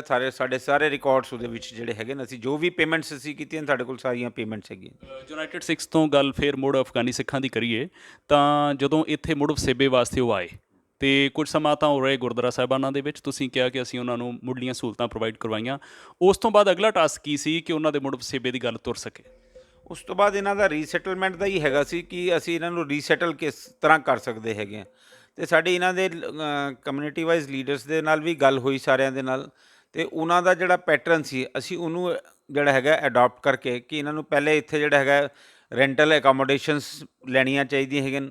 ਉਹਨਾਂ ਦੇ ਐਗਰੀਮੈਂਟਸ ਇਹਨਾਂ ਦੇ ਹੋਏ, ਅਤੇ ਜਿਹੜਾ ਹੈਗਾ ਕਿਉਂਕਿ ਉਹਦੇ 'ਚ ਵੀ ਬੜੀ ਸਟਰਗਲ ਸੀ, ਕਿਉਂਕਿ ਇਹ ਬਾਹਰੋਂ ਆਏ ਸਨ, ਫਾਈਂਡ ਆਊਟ ਕਰਨਾ, ਫਿਰ ਉਹਨਾਂ ਦੀ ਗਰੰਟੀਜ਼, ਉਹ ਸਾਰੀਆਂ ਚੀਜ਼ਾਂ ਵੀ ਸਨ ਜਿਹਦੇ 'ਚ ਯੂਨਾਈਟਿਡ ਸਿੱਖਸ ਨੇ ਉਹਨਾਂ ਦੀ ਬਾਂਹ ਪਕੜੀ ਰੱਖੀ ਉਹਨਾਂ ਦੇ ਨਾਲ ਕਿ ਅਗਰ ਕਿਸੇ ਨੇ ਕਿਹਾ ਕਿ ਹਾਂਜੀ ਇਹ ਦੱਸੋ ਜੀ ਇਹ ਬਾਹਰੋਂ ਹੈਗੇ ਨੇ, ਇਹਨਾਂ ਦੀ ਸ਼ੋਰਟੀ ਜਾਂ ਇਹਨਾਂ ਦੀ ਗਰੰਟੀ, ਅਸੀਂ ਕਿਹਾ ਠੀਕ ਹੈ ਜੀ ਸਾਡੇ ਥਰੂ ਇਹ ਆਏ ਹੈਗੇ ਨੇ, ਇਹ ਪਰਿਵਾਰ ਅਸੀਂ ਸਪੋਂਸਰ ਕਰ ਰਹੇ ਹਾਂ, 1 ਸਾਲ ਦੀ ਅਸੀਂ ਇਹਨਾਂ ਦੀ ਫਾਈਨੈਂਸ਼ੀਅਲ ਹੈਲਪ ਵੀ ਕਰ ਰਹੇ ਹਾਂ। ਅਤੇ ਉਹ ਸਾਰੇ ਕੰਮ ਅਸੀਂ ਕੀਤੇ। ਨਾਲ ਅਸੀਂ ਜਿਹੜਾ ਹੈਗਾ ਇਹਨਾਂ ਨੂੰ ਜਿਹੜਾ ਹੈਗਾ ਕੁਛ ਜੌਬਸ ਜਾਂ ਛੋਟੇ ਕਾਰੋਬਾਰ ਵਾਸਤੇ ਉਹ ਵੀ ਅਸੀਂ ਪਲਾਨ ਕੀਤਾ ਹੋਇਆ ਹੈਗਾ। ਪਰ ਥੋੜ੍ਹਾ ਜਿਹਾ ਇਹ ਹੋਇਆ ਕਿ ਜਦੋਂ ਇਹ ਦਸੰਬਰ ਦੇ ਵਿੱਚ, ਨਵੰਬਰ ਦੇ ਵਿੱਚ ਅਸੀਂ ਸਾਰੇ ਪ੍ਰੋਜੈਕਟ ਸਟਾਰਟ ਕੀਤੇ, ਉਸੀ ਦੌਰਾਨ ਕਿਸਾਨ ਮੋਰਚੇ ਵਾਲਾ ਕੰਮ ਸ਼ੁਰੂ ਹੋ ਗਿਆ, ਅਤੇ ਕੁਛ ਸਾਡੀ ਅਟੈਂਸ਼ਨਸ ਉੱਧਰ ਵੀ ਡਾਈਵਰਟ ਹੋਈਆਂ, ਅਤੇ ਉਹ ਥੋੜ੍ਹਾ ਜਿਹਾ ਕਿੱਥੇ ਨਾ ਕਿੱਥੇ ਬੈਕ ਸੀਟ ਲੈ ਗਿਆ ਉਹ ਪ੍ਰੋਜੈਕਟ ਥੋੜ੍ਹੀ ਦੇਰ ਵਾਸਤੇ। ਬਟ ਅਸੀਂ ਹੁਣ ਜਿਹੜਾ ਹੈਗਾ ਬਹੁਤ ਸਾਰੇ ਇੰਡਸਟਰੀਜ਼ ਦੇ ਨਾਲ ਸਾਡੀ ਗੱਲਬਾਤ ਚੱਲ ਰਹੀ ਹੈਗੀ ਹੈ।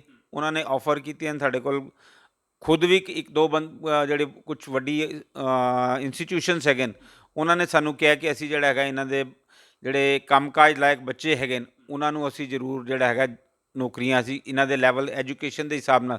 ਇਹਨਾਂ ਦੀ ਇੱਕ ਛੋਟੀ ਜਿਹੀ ਪ੍ਰੋਬਲਮ ਇਹ ਵੀ ਹੈਗੀ ਕਿ ਇਹ ਜ਼ਿਆਦਾ ਐਜੂਕੇਟਿਡ ਲੈਵਲ ਦੇ ਨਹੀਂ ਹੈਗੇ, ਜਿਹੜੇ ਵੀ ਹੈਗੇ ਨੇ ਸਾਡੇ ਵੀਰ ਭਰਾ ਉੱਥੇ ਦੇ ਮਾਹੌਲ, ਕਿਉਂਕਿ ਉੱਥੇ ਐਜੂਕੇਸ਼ਨ ਸਿਸਟਮ ਹੈ ਹੀ ਨਹੀਂ। ਬੀਬੀਆਂ ਲਈ ਬਿਲਕੁਲ, ਇਹਨਾਂ ਲਈ ਵੀ ਇਹ ਸੀ ਕਿ ਬੱਚੇ ਜਿਹੜੇ ਹੈਗੇ ਨੇ ਗੁਰਦੁਆਰਾ ਸਾਹਿਬ ਦੇ ਅੰਦਰ ਹੀ ਟੀਚਰ ਆ ਕੇ ਪੜ੍ਹਾਉਂਦੇ ਸਨ, ਕੋਈ ਉੱਥੇ ਇਹ ਸਕੂਲ ਕਾਲਜਿਸ ਵਿੱਚ ਨਹੀਂ ਜਾ ਪਾਉਂਦੇ ਸਨ, ਅਤੇ ਇਹ ਇਹਨਾਂ ਦੀ ਬੜੀ ਵੱਡੀ ਪ੍ਰੋਬਲਮ ਹੈਗੀ ਸੀ। ਨਾਲ ਦੇ ਨਾਲ ਮੈਂ ਇੱਥੇ ਇਹ ਸੰਗਤ ਨੂੰ ਜ਼ਰੂਰ ਅਪਡੇਟ ਦੇਣਾ ਚਾਹਾਂਗਾ ਕਿ ਅਸੀਂ ਇਹਨਾਂ ਨੂੰ ਇਹ ਵੀ ਅਸ਼ੋਰੈਂਸ ਦਿੱਤੀ ਹੋਈ ਹੈ ਕਿ ਹੁਣ ਜਿਹੜਾ ਨਵਾਂ ਸੈਸ਼ਨ ਸਟਾਰਟ ਹੋਏਗਾ ਉਹਦੇ 'ਚ ਇਹਨਾਂ ਦੇ ਬੱਚਿਆਂ ਨੇ ਅਗਰ ਐਡਮਿਸ਼ਨਸ ਲੈਣੀਆਂ ਹੈਗੀਆਂ ਔਰ ਅਸੀਂ ਉਸ ਦੇ ਵਾਸਤੇ ਇਹਨਾਂ ਨੂੰ ਇਨਕਰੇਜ ਕਰ ਰਹੇ ਹਾਂ ਕਿ ਤੁਸੀਂ ਬੱਚਿਆਂ ਨੂੰ, ਛੋਟੇ ਬੱਚੇ ਨੂੰ ਕਿਸੇ ਵੀ ਜੋਬ ਵਿੱਚ ਜਾਂ ਉਸ ਤਰੀਕੇ ਨਾਲ ਨਹੀਂ ਭੇਜੋ, ਜਿਹੜਾ ਹੈਗਾ ਉਹਨਾਂ ਦੀ ਐਜੂਕੇਸ਼ਨ ਜ਼ਰੂਰ ਕੰਪਲੀਟ ਕਰਾਓ। ਅਤੇ ਉਹਦੇ ਵਾਸਤੇ ਅਸੀਂ ਆਲਰੇਡੀ ਦਿੱਲੀ ਗੌਰਮੈਂਟ ਦੇ ਥਰੂ ਗੱਲਬਾਤ ਕਰ ਚੁੱਕੇ ਹੈਗੇ ਹਾਂ। ਆਮ ਆਦਮੀ ਪਾਰਟੀ ਦੇ ਸਾਡੇ ਲੋਕਲ ਜਿਹੜੇ MLA ਹੈਗੇ ਨੇ ਸਰਦਾਰ ਜਰਨੈਲ ਸਿੰਘ, ਉਹਨਾਂ ਨੇ ਸਾਨੂੰ ਅਸ਼ੋਰੈਂਸ ਦਿੱਤੀ ਹੈਗੀ ਕਿ ਜਿਤਨਾ ਅਸੀਂ ਕੋਸ਼ਿਸ਼ ਕਰਕੇ ਇਹਨਾਂ ਬੱਚਿਆਂ ਦੀ ਐਡਮਿਸ਼ਨ ਕਰਾ ਸਕਦੇ ਹੋਵਾਂਗੇ ਆਪਣੇ ਏਰੀਏ ਦੇ ਸਕੂਲਾਂ ਦੇ ਵਿੱਚ, ਸਰਕਾਰੀ ਸਕੂਲਾਂ ਦੇ ਵਿੱਚ ਇਹਨਾਂ ਦੀ ਐਡਮਿਸ਼ਨਸ ਕਰਾਵਾਂਗੇ ਕਿ ਤਾਂ ਕਿ ਇਹਨਾਂ ਦਾ ਭਵਿੱਖ ਚੰਗਾ ਹੋ ਸਕੇ, ਇਹ ਆਪਣੇ ਪੈਰਾਂ 'ਤੇ ਖੜ੍ਹੇ ਹੋ ਕੇ ਆਪਣੇ ਮਾਪਿਓ ਦੀ, ਬਜ਼ੁਰਗਾਂ ਦੀ ਜਿਹੜੀ ਹੈਗੀ ਅੱਗੇ ਫਾਈਨੈਂਸ਼ਲੀ ਸਪੋਰਟ ਕਰ ਸਕਣ। ਜਦੋਂ ਸਾਡੀ ਇਸ ਇੰਟਰਵਿਊ ਨੂੰ ਪੰਜਾਬ ਦੇ ਵਾਸਤੇ ਲੋਕ ਸੁਣਨਗੇ, ਤੁਸੀਂ ਸਰਕਾਰੀ ਸਕੂਲਾਂ ਦੀ ਗੱਲ ਕੀਤੀ, ਦਿੱਲੀ ਦੇ ਸਰਕਾਰੀ ਸਕੂਲਾਂ ਦਾ ਵਿਦਿਅਕ ਪੱਧਰ ਠੀਕ ਆ? ਮੈਂ ਵੀ ਜੀ ਇੱਥੇ ਬੜੇ ਖੁਸ਼ੀ ਮੈਨੂੰ ਮਹਿਸੂਸ ਹੁੰਦੀ ਹੈਗੀ ਹੈ ਕਹਿੰਦੇ ਹੋਏ ਕਿ ਦਿੱਲੀ ਦੇ ਸਰਕਾਰੀ ਸਕੂਲਾਂ ਦਾ ਪੱਧਰ ਬਹੁਤ ਚੰਗਾ ਹੈਗਾ। ਤੁਸੀਂ ਅੱਜ ਦੀ ਡੇਟ ਵਿੱਚ ਦਿੱਲੀ ਦੇ ਸਰਕਾਰੀ ਸਕੂਲਾਂ ਨੂੰ ਇੱਕ ਵਾਰੀ ਵਿਜ਼ਿਟ ਕਰਕੇ ਦੇਖੋ, ਅਗਰ ਤੁਹਾਨੂੰ ਆਪ ਜੀ ਨੂੰ ਸਮਾਂ ਲੱਗੇ, ਅਤੇ ਉਹ ਕਿਸੇ ਨਾ ਕਿਸੇ ਇੰਟਰਨੈਸ਼ਨਲ ਲੈਵਲ ਦੇ ਸਕੂਲ ਦੀ ਤਰ੍ਹਾਂ ਹੀ ਤੁਹਾਨੂੰ ਜਿਹੜਾ ਨਜ਼ਰ ਆਏਗਾ। ਕੋਈ ਟਾਈਮ ਹੁੰਦਾ ਸੀ, ਮੈਂ ਆਪਣਾ ਸਮਾਂ ਦੱਸੀਏ, ਉਸ ਵਕਤ ਨਾ ਇਨਫਰਾਸਟਰਕਚਰ ਹੁੰਦਾ ਸੀ, ਨਾ ਹੀ ਕੋਈ ਟੀਚਰਸ ਹੁੰਦੇ ਸਨ, ਨਾ ਹੀ ਕੋਈ ਫੈਸਿਲਿਟੀਜ਼ ਹੁੰਦੀਆਂ। ਹੁਣ ਅਗਰ ਆਪ ਵਿਜ਼ਿਟ ਕਰਦੇ ਹੈਗੇ ਹੋ ਅਤੇ ਤੁਹਾਨੂੰ ਸਮਾਰਟ ਕਲਾਸਰੂਮ ਦੀ ਫੈਸਿਲਿਟੀਜ਼ ਉੱਥੇ ਹੈਗੀਆਂ, ਪ੍ਰਿੰਸੀਪਲ ਤੋਂ ਲੈ ਕੇ ਟੀਚਰ ਤੋਂ ਲੈ ਕੇ PN ਤੱਕ ਸਭ ਜਿਹੜੇ ਹੈਗੇ ਨੇ ਇੱਕ ਲੈਵਲ 'ਤੇ ਸਟੈਂਡਰਡ ਤੁਹਾਨੂੰ ਉੱਥੇ ਮੇਨਟੇਨ ਕੀਤਾ ਹੋਇਆ ਨਜ਼ਰ ਆਉਂਦਾ ਹੈਗਾ। ਅਤੇ ਉਸੀ ਕਰਕੇ ਅਸੀਂ ਇਹਨਾਂ ਨੂੰ ਪ੍ਰੈਫਰ ਕੀਤਾ ਕਿਉਂਕਿ ਅਫੋਰਡੇਬਿਲਿਟੀ ਇਹਨਾਂ ਦੀ ਵੀ ਨਹੀਂ ਹੈਗੀ ਕਿ ਇਹ ਪ੍ਰਾਈਵੇਟ ਸਕੂਲਾਂ ਦੇ ਵਿੱਚ ਇਤਨੀ ਡੋਨੇਸ਼ਨਸ ਔਰ ਇਤਨੀ ਫੀਸ ਭਰ ਸਕਣ, ਅਤੇ ਸੰਸਥਾਵਾਂ ਵੀ ਇੱਕ ਲੈਵਲ ਤੱਕ ਇਹਨਾਂ ਦੀ ਸਪੋਰਟ ਕਰਕੇ ਚੱਲਣਗੀਆਂ ਜਿਹੜਾ ਹੈਗਾ। ਅਤੇ ਜਦ ਇੱਕ ਸਿਸਟਮ ਇਨ ਪਲੇਸ ਹੈਗਾ ਅਤੇ ਵਾਈ ਨਾਟ ਅਸੀਂ ਉਸ ਸਿਸਟਮ ਨੂੰ ਕਿਉਂ ਨਾ ਅਡਾਪਟ ਕਰੀਏ ਔਰ ਉੱਥੇ ਆਪਣੇ ਬੱਚਿਆਂ ਨੂੰ ਪੜ੍ਹਾਇਆ ਜਾਏ। ਅਤੇ ਇਸ ਕਰਕੇ ਉਹ ਅਸੀਂ ਨਾਲ ਉਪਰਾਲਾ ਕੀਤਾ ਹੈਗਾ। ਇਸ ਤੋਂ ਇਲਾਵਾ ਸਾਡਾ ਯੂਨਾਈਟਿਡ ਸਿੱਖਸ ਦਾ ਜਿਹੜਾ ਹੈਲਪ ਡੈਸਕ ਹੈਗਾ, ਉਹਦੇ ਥਰੂ ਅਸੀਂ ਇਹਨਾਂ ਨੂੰ ਮੈਡੀਕਲ ਦੇ ਵਿੱਚ ਬਹੁਤ ਵੱਡੀ ਸਪੋਰਟ ਜਿਹੜੀ ਹੈਗੀ ਹੈ, ਗੁਰੂ ਮਹਾਰਾਜ ਦੀ ਕਿਰਪਾ ਨਾਲ ਅਸੀਂ ਉਹ ਕਰ ਰਹੇ ਹੈਗੇ ਹਾਂ, ਕਿਉਂਕਿ ਇਹਨਾਂ ਦੇ ਬਹੁਤ ਸਾਰੇ ਕਰੋਨਿਕ ਪੇਸ਼ੈਂਟ ਵੀ ਇਹਨਾਂ ਦੇ ਨਾਲ ਸਨ। ਅਤੇ ਉਹਦੇ 'ਚ ਅਸੀਂ ਇਹ ਨਹੀਂ ਕਿ ਜਿਹੜੇ 11 ਅਸੀਂ ਜਿਹੜੀ ਫੈਮਲੀਜ਼ ਅਡੋਪਟ ਕੀਤੀਆਂ ਹੈਗੀਆਂ ਜਾਂ ਸਪੋਂਸਰ ਕੀਤੀਆਂ ਹਨ, ਅਸੀਂ ਉਹਨਾਂ ਦੇ ਹੀ ਪਰਿਵਾਰ ਦੇ ਬੰਦਿਆਂ ਨੂੰ ਜਿਹੜਾ ਹੈਗਾ ਮੈਡੀਕਲ ਫੈਸਿਲਿਟੀਜ਼ ਪ੍ਰੋਵਾਈਡ ਕਰ ਰਹੇ ਹੈਗੇ ਹਾਂ।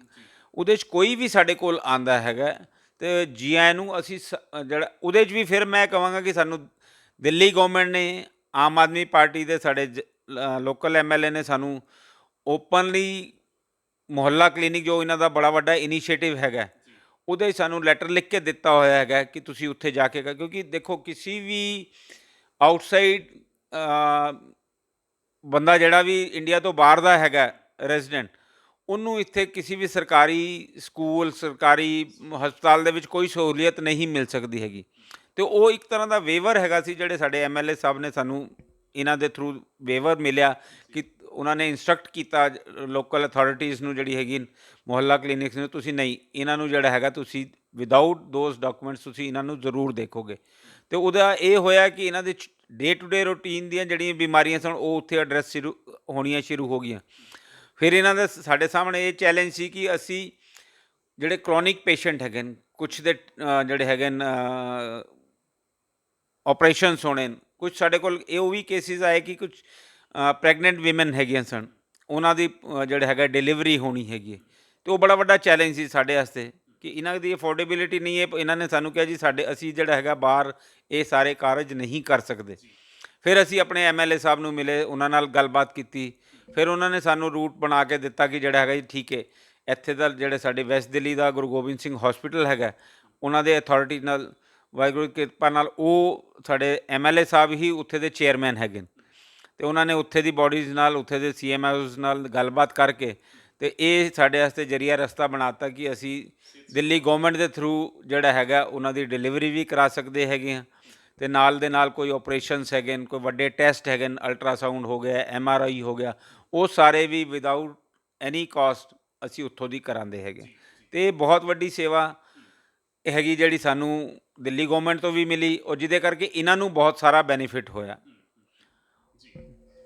ਦੱਸ ਦਿਆਂ ਕਿ ਜਿਵੇਂ ਮੈਂ ਪਿਛਲੇ ਕੁਝ ਦਿਨਾਂ ਤੋਂ ਦਿੱਲੀ ਹੀ ਹਾਂ, ਅਤੇ ਜਦੋਂ ਕੁਝ ਪਰਿਵਾਰਾਂ ਨੂੰ ਮੈਂ ਘਰਾਂ 'ਚ ਜਾ ਕੇ ਮਿਲਿਆ ਅਤੇ ਉਹਨਾਂ ਨੇ ਨਾ ਵਾਰ-ਵਾਰ ਇੱਕ ਨਾਮ ਲਿਆ, ਕਹਿਣ ਲੱਗ ਪਏ ਕਿ ਭੈਣ ਜੀ ਮਨਜੀਤ ਕੌਰ ਸਾਡੀ ਮਦਦ ਕਰਦੇ ਆ ਜਦੋਂ ਬੀਬੀਆਂ ਦਾ ਮਸਲਾ, ਚਾਹੇ ਜਣੇਪੇ ਦੀ ਗੱਲ ਜਦੋਂ ਆਉਂਦੀ ਹੈ, ਪ੍ਰੈਗਨੈਂਸੀ ਦੀ। ਅਤੇ ਇਹ ਇੱਕ ਬਹੁਤ ਚੰਗੀ ਸ਼ੁਰੂਆਤ ਆ ਕਿ ਬੀਬੀਆਂ ਦੇ ਕੰਮਾਂ ਦੇ ਵਿੱਚ ਬੀਬੀ ਹੀ ਉਹਨਾਂ ਦਾ ਸਹਿਯੋਗ ਕਰ ਸਕਦੀ ਆ। ਸੋ ਇਨ ਯੂਨਾਈਟਿਡ ਸਿਕਸ ਵੱਲੋਂ ਇੱਕ ਬੀਬੀ ਹੁਣਾਂ ਦੀ ਡਿਊਟੀ ਲਾਈ ਹੋਈ ਹੈ, ਮਨਜੀਤ ਕੌਰ ਨਾਮ ਉਹਨਾਂ ਦਾ, ਜਿਹੜੀਆਂ ਬੀਬੀਆਂ ਪ੍ਰਤੀ ਸੇਵਾਵਾਂ ਆਪਣੀਆਂ ਦਿੰਦੇ ਆ ਜੀ। ਨਿਵੀ ਜੀ, ਇੱਥੇ ਮੈਂ ਥੋੜ੍ਹਾ ਜਿਹਾ ਹੋਰ ਵੀ ਐਡ ਕਰ ਦਾਂਗਾ ਕਿ ਖਾਲੀ ਬੀਬੀਆਂ ਕਰ, ਹਾਂ, ਕਿਉਂਕਿ ਦੇਖੋ ਇਹ ਇੱਕ ਕੰਫਰਟ ਲੈਵਲ ਬੀਬੀਆਂ ਦਾ ਤਾਂ ਹੀ ਬਣਦਾ ਹੈਗਾ ਕਿ ਕੋਈ ਬੀਬੀ ਉਹਨਾਂ ਦੇ ਸਾਹਮਣੇ ਹੋਏ ਜਿਹਦੇ ਨਾਲ ਉਹ ਆਪਣੀ ਇੰਟਰਨਲ ਪ੍ਰੋਬਲਮਸ ਉਹ ਸ਼ੇਅਰ ਕਰ ਸਕਦੀ ਹੈਗੀ। ਅਤੇ ਇਸੀ ਕਰਕੇ ਸਾਡੀ ਸੰਸਥਾ ਨੇ ਇਸ ਚੀਜ਼ ਨੂੰ, ਜਦੋਂ ਅਸੀਂ ਇਹ ਹੈਲਪ ਡੈਸਕ ਸਟਾਰਟ ਕੀਤਾ ਅਤੇ ਅਸੀਂ ਬੀਬੀ ਮਨਜੀਤ ਕੌਰ ਜੀ ਨੂੰ ਆਪਣੇ ਨਾਲ ਜੋੜਿਆ, ਜਿਹਦੇ ਕਰਕੇ ਕਿ ਜਿਹੜਾ ਹੈਗਾ, ਹਾਂ, ਜੈਂਟਸ ਦੇ ਨਾਲ ਗੱਲ ਕਰਨਾ ਥੋੜ੍ਹਾ ਈਜ਼ੀ ਹੋ ਜਾਂਦਾ, ਅਸੀਂ ਆਪਸ ਵਿੱਚ ਗੱਲਬਾਤ ਕਰ ਪਾਉਂਦੇ। ਜਿੱਥੇ ਕਿਸੇ ਬੀਬੀ ਨੂੰ ਕੋਈ ਵੀ ਹੈਲਥ ਦੀ ਪ੍ਰੋਬਲਮ ਹੈਗੀ ਤਾਂ ਉਹ ਓਪਨ ਅਪ ਨਹੀਂ ਹੋ ਪਾਉਂਦੀਆਂ। ਅਤੇ ਇਹ ਵੀ ਥੋੜ੍ਹਾ ਜਿਹਾ ਕਮਿਊਨਿਟੀ ਵਾਈਜ਼ ਵੀ ਥੋੜ੍ਹਾ ਜਿਹਾ ਰਿਜ਼ਰਵੇਸ਼ਨ ਇਹਨਾਂ ਦੇ ਵਿੱਚ ਰਹਿੰਦੀ ਹੈਗੀ ਕਿ ਲੇਡੀਜ਼ ਜਿਹੜੀ ਹੈਗੀ ਇਤਨੀਆਂ ਓਪਨ, ਅਤੇ ਉਹਦੇ ਨਾਲ ਸਾਨੂੰ ਬਹੁਤ ਹੈਲਪ ਮਿਲੀ। ਉਹਨਾਂ ਦੀ ਸਰਵਿਸਿਜ਼ ਸਾਨੂੰ ਹਾਇਰ ਕਰਨ ਤੋਂ ਬਾਅਦ ਜਿਹੜਾ ਹੈਗਾ ਕਿ ਕੰਫਰਟ ਲੈਵਲ ਬਣ ਗਿਆ, ਇੱਕ ਬ੍ਰਿਜ ਦਾ ਕੰਮ ਹੋਇਆ ਸਾਡੇ ਨਾਲ। ਉਹ ਟਾਈਮ ਟੂ ਟਾਈਮ ਕੋਈ ਵੀ ਹੁੰਦਾ ਉਹ ਡਾਇਰੈਕਟਲੀ ਹੁਣ ਸਾਡੇ ਆਫਿਸ ਵਿੱਚ ਅਪਰੋਚ ਕਰ ਸਕਦੀ ਹੈਗੀਆਂ ਬੀਬੀਆਂ। ਅਤੇ ਆਪ ਜੀ ਨੇ ਸ਼ਾਇਦ ਇੰਟਰਵਿਊ ਵੀ ਕੀਤੇ ਹੈਗੇ ਨੇ। ਇੱਕ ਆਲਰੇਡੀ ਅਸੀਂ ਜਿਹੜਾ ਹੈਗਾ ਡਿਲੀਵਰੀ ਕੇਸ ਕਰਾ ਚੁੱਕੇ ਹਾਂ 2-2.5 ਮਹੀਨੇ ਪਹਿਲੇ, ਇੱਕ ਹੁਣ ਰੀਸੈਂਟਲੀ ਵਿਦਿਨ ਵੀਕ ਔਰ 10 ਡੇਜ਼ ਦੇ ਵਿੱਚ ਡਿਲੀਵਰੀ ਹੋਣੀ ਹੈਗੀ। ਅਤੇ ਇਹ ਬਹੁਤ ਵੱਡੀਆਂ ਸੇਵਾਵਾਂ ਹੈਗੀਆਂ ਜਿਹੜੀਆਂ ਸਾਡੇ ਝੋਲੀ 'ਚ ਗੁਰੂ ਮਹਾਰਾਜ ਨੇ ਪਾਈਆਂ, ਔਰ ਅਸੀਂ ਕਿਸੇ ਨਾ ਕਿਸੇ ਲੈਵਲ 'ਤੇ ਨਿਭਾ ਪਾ ਰਹੇ ਹੈਗੇ ਹਾਂ। ਸੋ ਹੁਣ ਤੱਕ ਜਿਹੜੀ ਗੱਲ ਆਪਾਂ ਕਰ ਰਹੇ ਹਾਂ ਕਿ ਜਦੋਂ ਉੱਥੇ ਹੱਲਾ ਹੋਇਆ, ਹਮਲੇ ਦੇ ਵਿੱਚ 25 ਸਿੱਖ ਸ਼ਹੀਦ ਹੋਏ, ਤਾਂ ਸਿੱਖ ਇੱਥੇ ਪਹੁੰਚੇ, ਉਹਨਾਂ ਦੇ ਮੁੜ ਵਸੇਬੇ ਦੀਆਂ ਕੁਝ ਗੱਲਾਂ ਚੱਲ ਰਹੀਆਂ। ਇਹ ਗੱਲ ਆ ਅੱਜ ਤੱਕ। ਮੈਂ ਉਹਨਾਂ ਦੇ ਆਉਣ ਵਾਲੀ ਕੱਲ੍ਹ ਬਾਰੇ ਗੱਲ ਕਰਨੀ ਚਾਹਾਂਗਾ ਕਿ ਯੂਨਾਈਟਿਡ ਸਿੱਖਸ ਕੋਲ ਕੀ ਪਲਾਨ ਨੇ, ਜਾਂ ਹੋਰ ਸੇਵਾਵਾਂ ਜਿਹੜੇ ਹੋਰ ਵੀ ਸਿੱਖ ਜਿਹੜੇ ਇਸ ਪਾਸੇ ਲੱਗੇ ਆ ਉਹਨਾਂ ਲਈ ਵੀ ਸਲਾਹ ਮਸ਼ਵਰਾ ਹੋ ਜਾਂਦਾ ਕਿ ਇਹ ਜਿਹੜੇ ਇੱਥੇ ਵਸ ਰਹੇ ਸਿੱਖ ਆ ਉਹਨਾਂ ਦੀ ਚਾਹਨਾ ਕੀ ਆ, ਕਿ ਉਹ ਇੱਥੇ ਪੱਕਾ ਵਸਣਾ ਚਾਹੁੰਦੇ ਆ ਜਾਂ ਇੱਥੋਂ ਕਿਤੇ ਅੱਗੇ ਹੋਰ ਚੰਗੇ ਮੁਲਕ ਦੇ ਵਿੱਚ ਜਾਣਾ ਚਾਹੁੰਦੇ ਆ। ਕਿਉਂਕਿ ਜਿਹੜੇ ਅਫਗਾਨੀ ਸਿੱਖ ਨੇ ਉਹ ਬਹੁਤ ਤਾਤ ਵਿੱਚ ਹੋਰਾਂ ਮੁਲਕਾਂ 'ਚ ਵੀ ਵਸੇ ਹੋਏ ਆ। ਜਦੋਂ 40 ਸਾਲ ਪਹਿਲਾਂ ਇਹ ਮੁਸ਼ਕਿਲਾਂ ਆਉਣੀਆਂ ਨਵੀਂ ਸ਼ੁਰੂ ਹੋਈਆਂ ਸਨ, ਤਾਂ ਸਿੱਖ ਜਿਹੜੇ ਸੀ ਉੱਥੋਂ ਹਿਜਰਤ ਕਰਨੀ ਸ਼ੁਰੂ ਹੋ ਗਏ ਸਨ। ਸੋ ਮੈਂ ਇਹ ਵੀ ਜਾਣਾ ਕਿ ਜਿਹੜਾ ਇੱਕ ਕਿਸੇ ਰਿਫਿਊਜੀ ਦਾ ਸਟੇਟਸ ਹੁੰਦਾ ਵਾ, ਉਹਦੇ ਲਈ UNHCR ਤੱਕ ਪਹੁੰਚ ਕਰਨੀ ਹੁੰਦੀ ਆ। ਇਹਦੇ ਬਾਰੇ ਮੈਂ ਪੁੱਛਣਾ ਚਾਹੁੰਦਾ ਕਿ ਕੀ ਅਜਿਹਾ ਕੋਈ ਰਿਫਿਊਜੀ ਸਟੇਟਸ ਲੈਣ ਲਈ ਤੁਸੀਂ ਅਪਰੂਵ ਕਰਾਉਣ ਲਈ ਕੋਈ ਯਤਨ ਕਰ ਰਹੇ ਹੋ? ਹਾਂ ਵੀਰ ਜੀ, ਮੈਂ ਇੱਥੇ ਸੰਗਤ ਨੂੰ ਇਹ ਜ਼ਰੂਰ ਦੱਸਣਾ ਚਾਹਾਂਗਾ ਕਿ ਸਾਡਾ United nation high commission for refugees ਦੇ ਨਾਲ ਗੱਲਬਾਤ ਚੱਲ ਰਹੀ ਹੈਗੀ ਹੈ, ਔਰ ਨਾਲ ਹੀ ਜਿਹੜਾ ਹੈਗਾ EFRRO ਦੇ ਨਾਲ ਜਿਹੜੇ ਫੋਰਨ ਬਾਡੀ ਹੈਗੀ ਹੈ, ਜਿਹੜੇ ਇਹਨਾਂ ਨੂੰ ਵੀਜ਼ਾਜ਼, ਹਾਂਜੀ, ਇੰਡੀਆ ਗਵਰਨਮੈਂਟ ਦੀ ਜਿਹੜੀ ਹੈਗੀ, ਜਿਹੜੇ ਇਹਨਾਂ ਨੂੰ ਵੀਜ਼ਾਸ ਜਿਹੜੇ ਇਹਨਾਂ ਦੇ ਰਿਵਿਊ ਕਰਕੇ ਇਹਨਾਂ ਨੂੰ ਵੀਜ਼ਾ ਐਕਸਟੈਂਸ਼ਨ ਹੁੰਦੀ ਹੈਗੀ, ਅਸੀਂ ਉਹਨਾਂ ਦੇ ਨਾਲ ਵੀ ਟੱਚ 'ਚ ਹੈਗੇ ਹਾਂ। ਇਹਨਾਂ ਨੂੰ ਇਨੀਸ਼ੀਅਲੀ 6 ਮਹੀਨੇ ਦਾ ਮਿਲਿਆ ਸੀ, ਹੁਣ ਇਹਨਾਂ ਦੇ ਰਿਨਿਊਅਲ ਡਿਊਜ਼ ਹੈਗੇ ਨੇ, ਔਰ ਇਹਨਾਂ ਨੂੰ ਹੋਪਫੁਲੀ, ਜਿਹੜੀ ਮੇਰੀ ਗੱਲ ਹੋਈ ਸੀ EFRRO ਦੇ ਆਫਿਸ ਦੇ, ਇਹਨਾਂ ਨੂੰ ਹੁਣ ਸਾਲ ਦਾ ਵੀਜ਼ਾ ਮਿਲੇਗਾ ਜਿਹੜਾ ਹੈਗਾ। ਅਤੇ ਸਾਡੀ ਉਹਨਾਂ ਨਾਲ ਗੱਲਬਾਤ ਚੱਲ ਰਹੀ ਹੈ।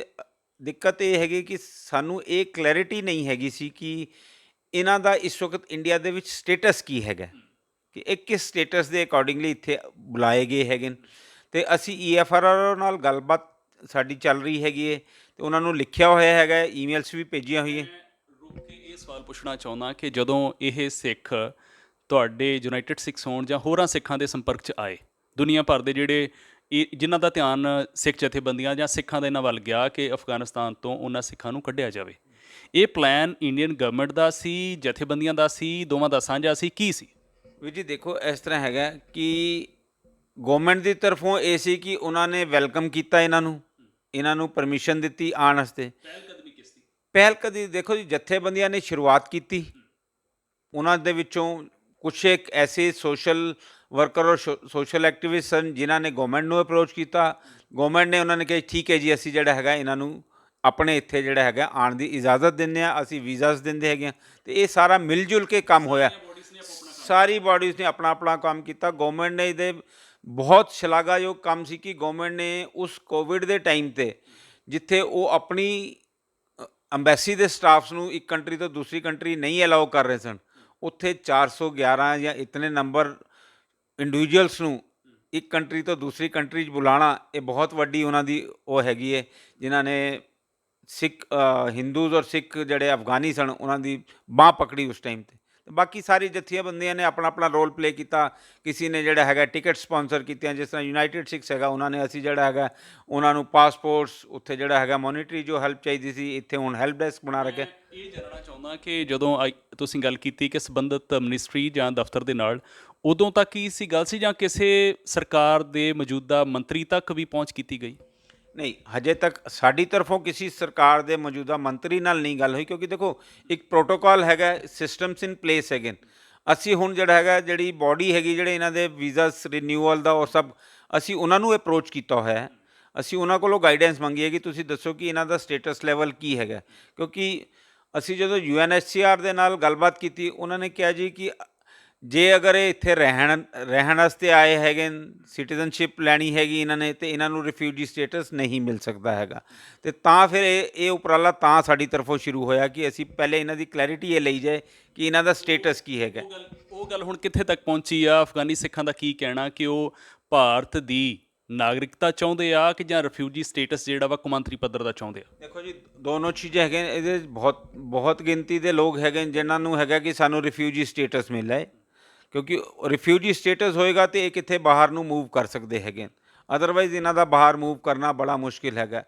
ਇਹ ਉਹਦੇ 'ਚ ਵੀ ਇਹਨਾਂ ਦੀ ਉਹ ਹੈਗੀ ਹੈ ਕਿ ਜੇ ਸਾਨੂੰ ਕੋਈ ਸਰਕਾਰ ਕੋਈ ਪਲਾਨ ਦਿੰਦੀ ਹੈਗੀ ਹੈ ਬਣਾ ਕੇ ਸਾਨੂੰ ਰੀਸੈਟਲ ਕਰਨ ਵਾਸਤੇ, ਅਤੇ ਉਹਨੂੰ ਵੀ ਇਹ ਰਿਵਿਊ ਕਰਕੇ ਅਗਰ ਇਹਨਾਂ ਦੇ ਮਨ ਮੁਤਾਬਿਕ ਜਾਂ ਇਹਨਾਂ ਦੇ ਬਿਹਤਰੀ ਵਾਸਤੇ ਹੈਗਾ, ਅਤੇ ਇਹ ਉਹਦੇ ਵਾਸਤੇ ਵੀ ਤਿਆਰ ਹੈਗੇ। ਇਹ ਨਹੀਂ ਹੈਗਾ ਕਿ ਇਹਨਾਂ ਨੂੰ ਆਊਟਰਾਈਟਲੀ ਇਹਨਾਂ ਦੀ ਤਰਫੋਂ ਮਨਾ ਹੈਗਾ ਕਿ ਅਸੀਂ ਨਹੀਂ ਇੱਥੇ ਰਹਿਣਾ ਚਾਹੁੰਦੇ, ਪਰ ਸਾਈਡ ਬਾਏ ਸਾਈਡ, ਕਿਉਂਕਿ ਹਜੇ ਤੱਕ ਕੋਈ ਐਸੀ ਹੈਂਡ ਹੋਲਡਿੰਗ ਇਹਨਾਂ ਦੀ ਹੋਈ ਨਹੀਂ ਹੈਗੀ, ਅਤੇ ਇਸ ਕਰਕੇ ਥੋੜ੍ਹੀ ਘਬਰਾਹਟ ਵੀ ਹੈਗੀ ਹੈ। ਕੁਛ ਇਹਨਾਂ ਦੇ ਆਪਣੇ ਜਿਹੜੇ ਪਰਿਵਾਰਾਂ ਦੇ ਵੀਰ ਭੈਣ ਬੱਚੇ ਬਾਹਰ ਆਲਰੇਡੀ ਹੈਗੇ ਨੇ, ਅਤੇ ਉਹਨਾਂ ਦੀ ਤਰਫੋਂ ਵੀ ਇਹ ਪ੍ਰੈਸ਼ਰ ਆਉਂਦਾ ਕਿ ਨਹੀਂ ਜੀ ਤੁਸੀਂ ਜਿਹੜਾ ਹੈਗਾ ਸਾਡੇ ਕੋਲ ਆ ਜਾਓ, ਅਸੀਂ ਇੱਥੇ ਐਸਟੈਬਲਿਸ਼ਡ ਹੈਗੇ ਹਾਂ, ਤੁਹਾਨੂੰ ਅਸੀਂ ਸਪੋਰਟ ਕਰ ਲਵਾਂਗੇ ਜਿਹੜਾ ਹੈਗਾ। ਅਤੇ ਉਸ ਦੇ ਵਿੱਚ ਵੀ ਯੂਨਾਈਟਿਡ ਸਿੱਖਸ ਇੱਕ ਵਾਈਟਲ ਰੋਲ ਪਲੇ ਕਰ ਰਹੀ ਹੈਗੀ ਹੈ। ਉਹਦੇ 'ਚ ਇਹ ਹੈਗਾ ਕਿ ਮੈਂ ਆਪਣਾ ਤੁਹਾਨੂੰ ਇੱਥੇ ਦੱਸਣਾ ਚਾਹਾਂਗਾ, 2018 ਦੇ ਵਿੱਚ ਵੀ ਜਿਹੜਾ ਹੈਗਾ ਯੂਨਾਈਟਿਡ ਸਿੱਖਸ ਨੇ ਇੱਕ ਇਨੀਸ਼ੀਏਟਿਵ ਲਿਆ ਹੈਗਾ ਸੀ ਕੈਨੇਡਾ ਦੇ ਵਿੱਚ।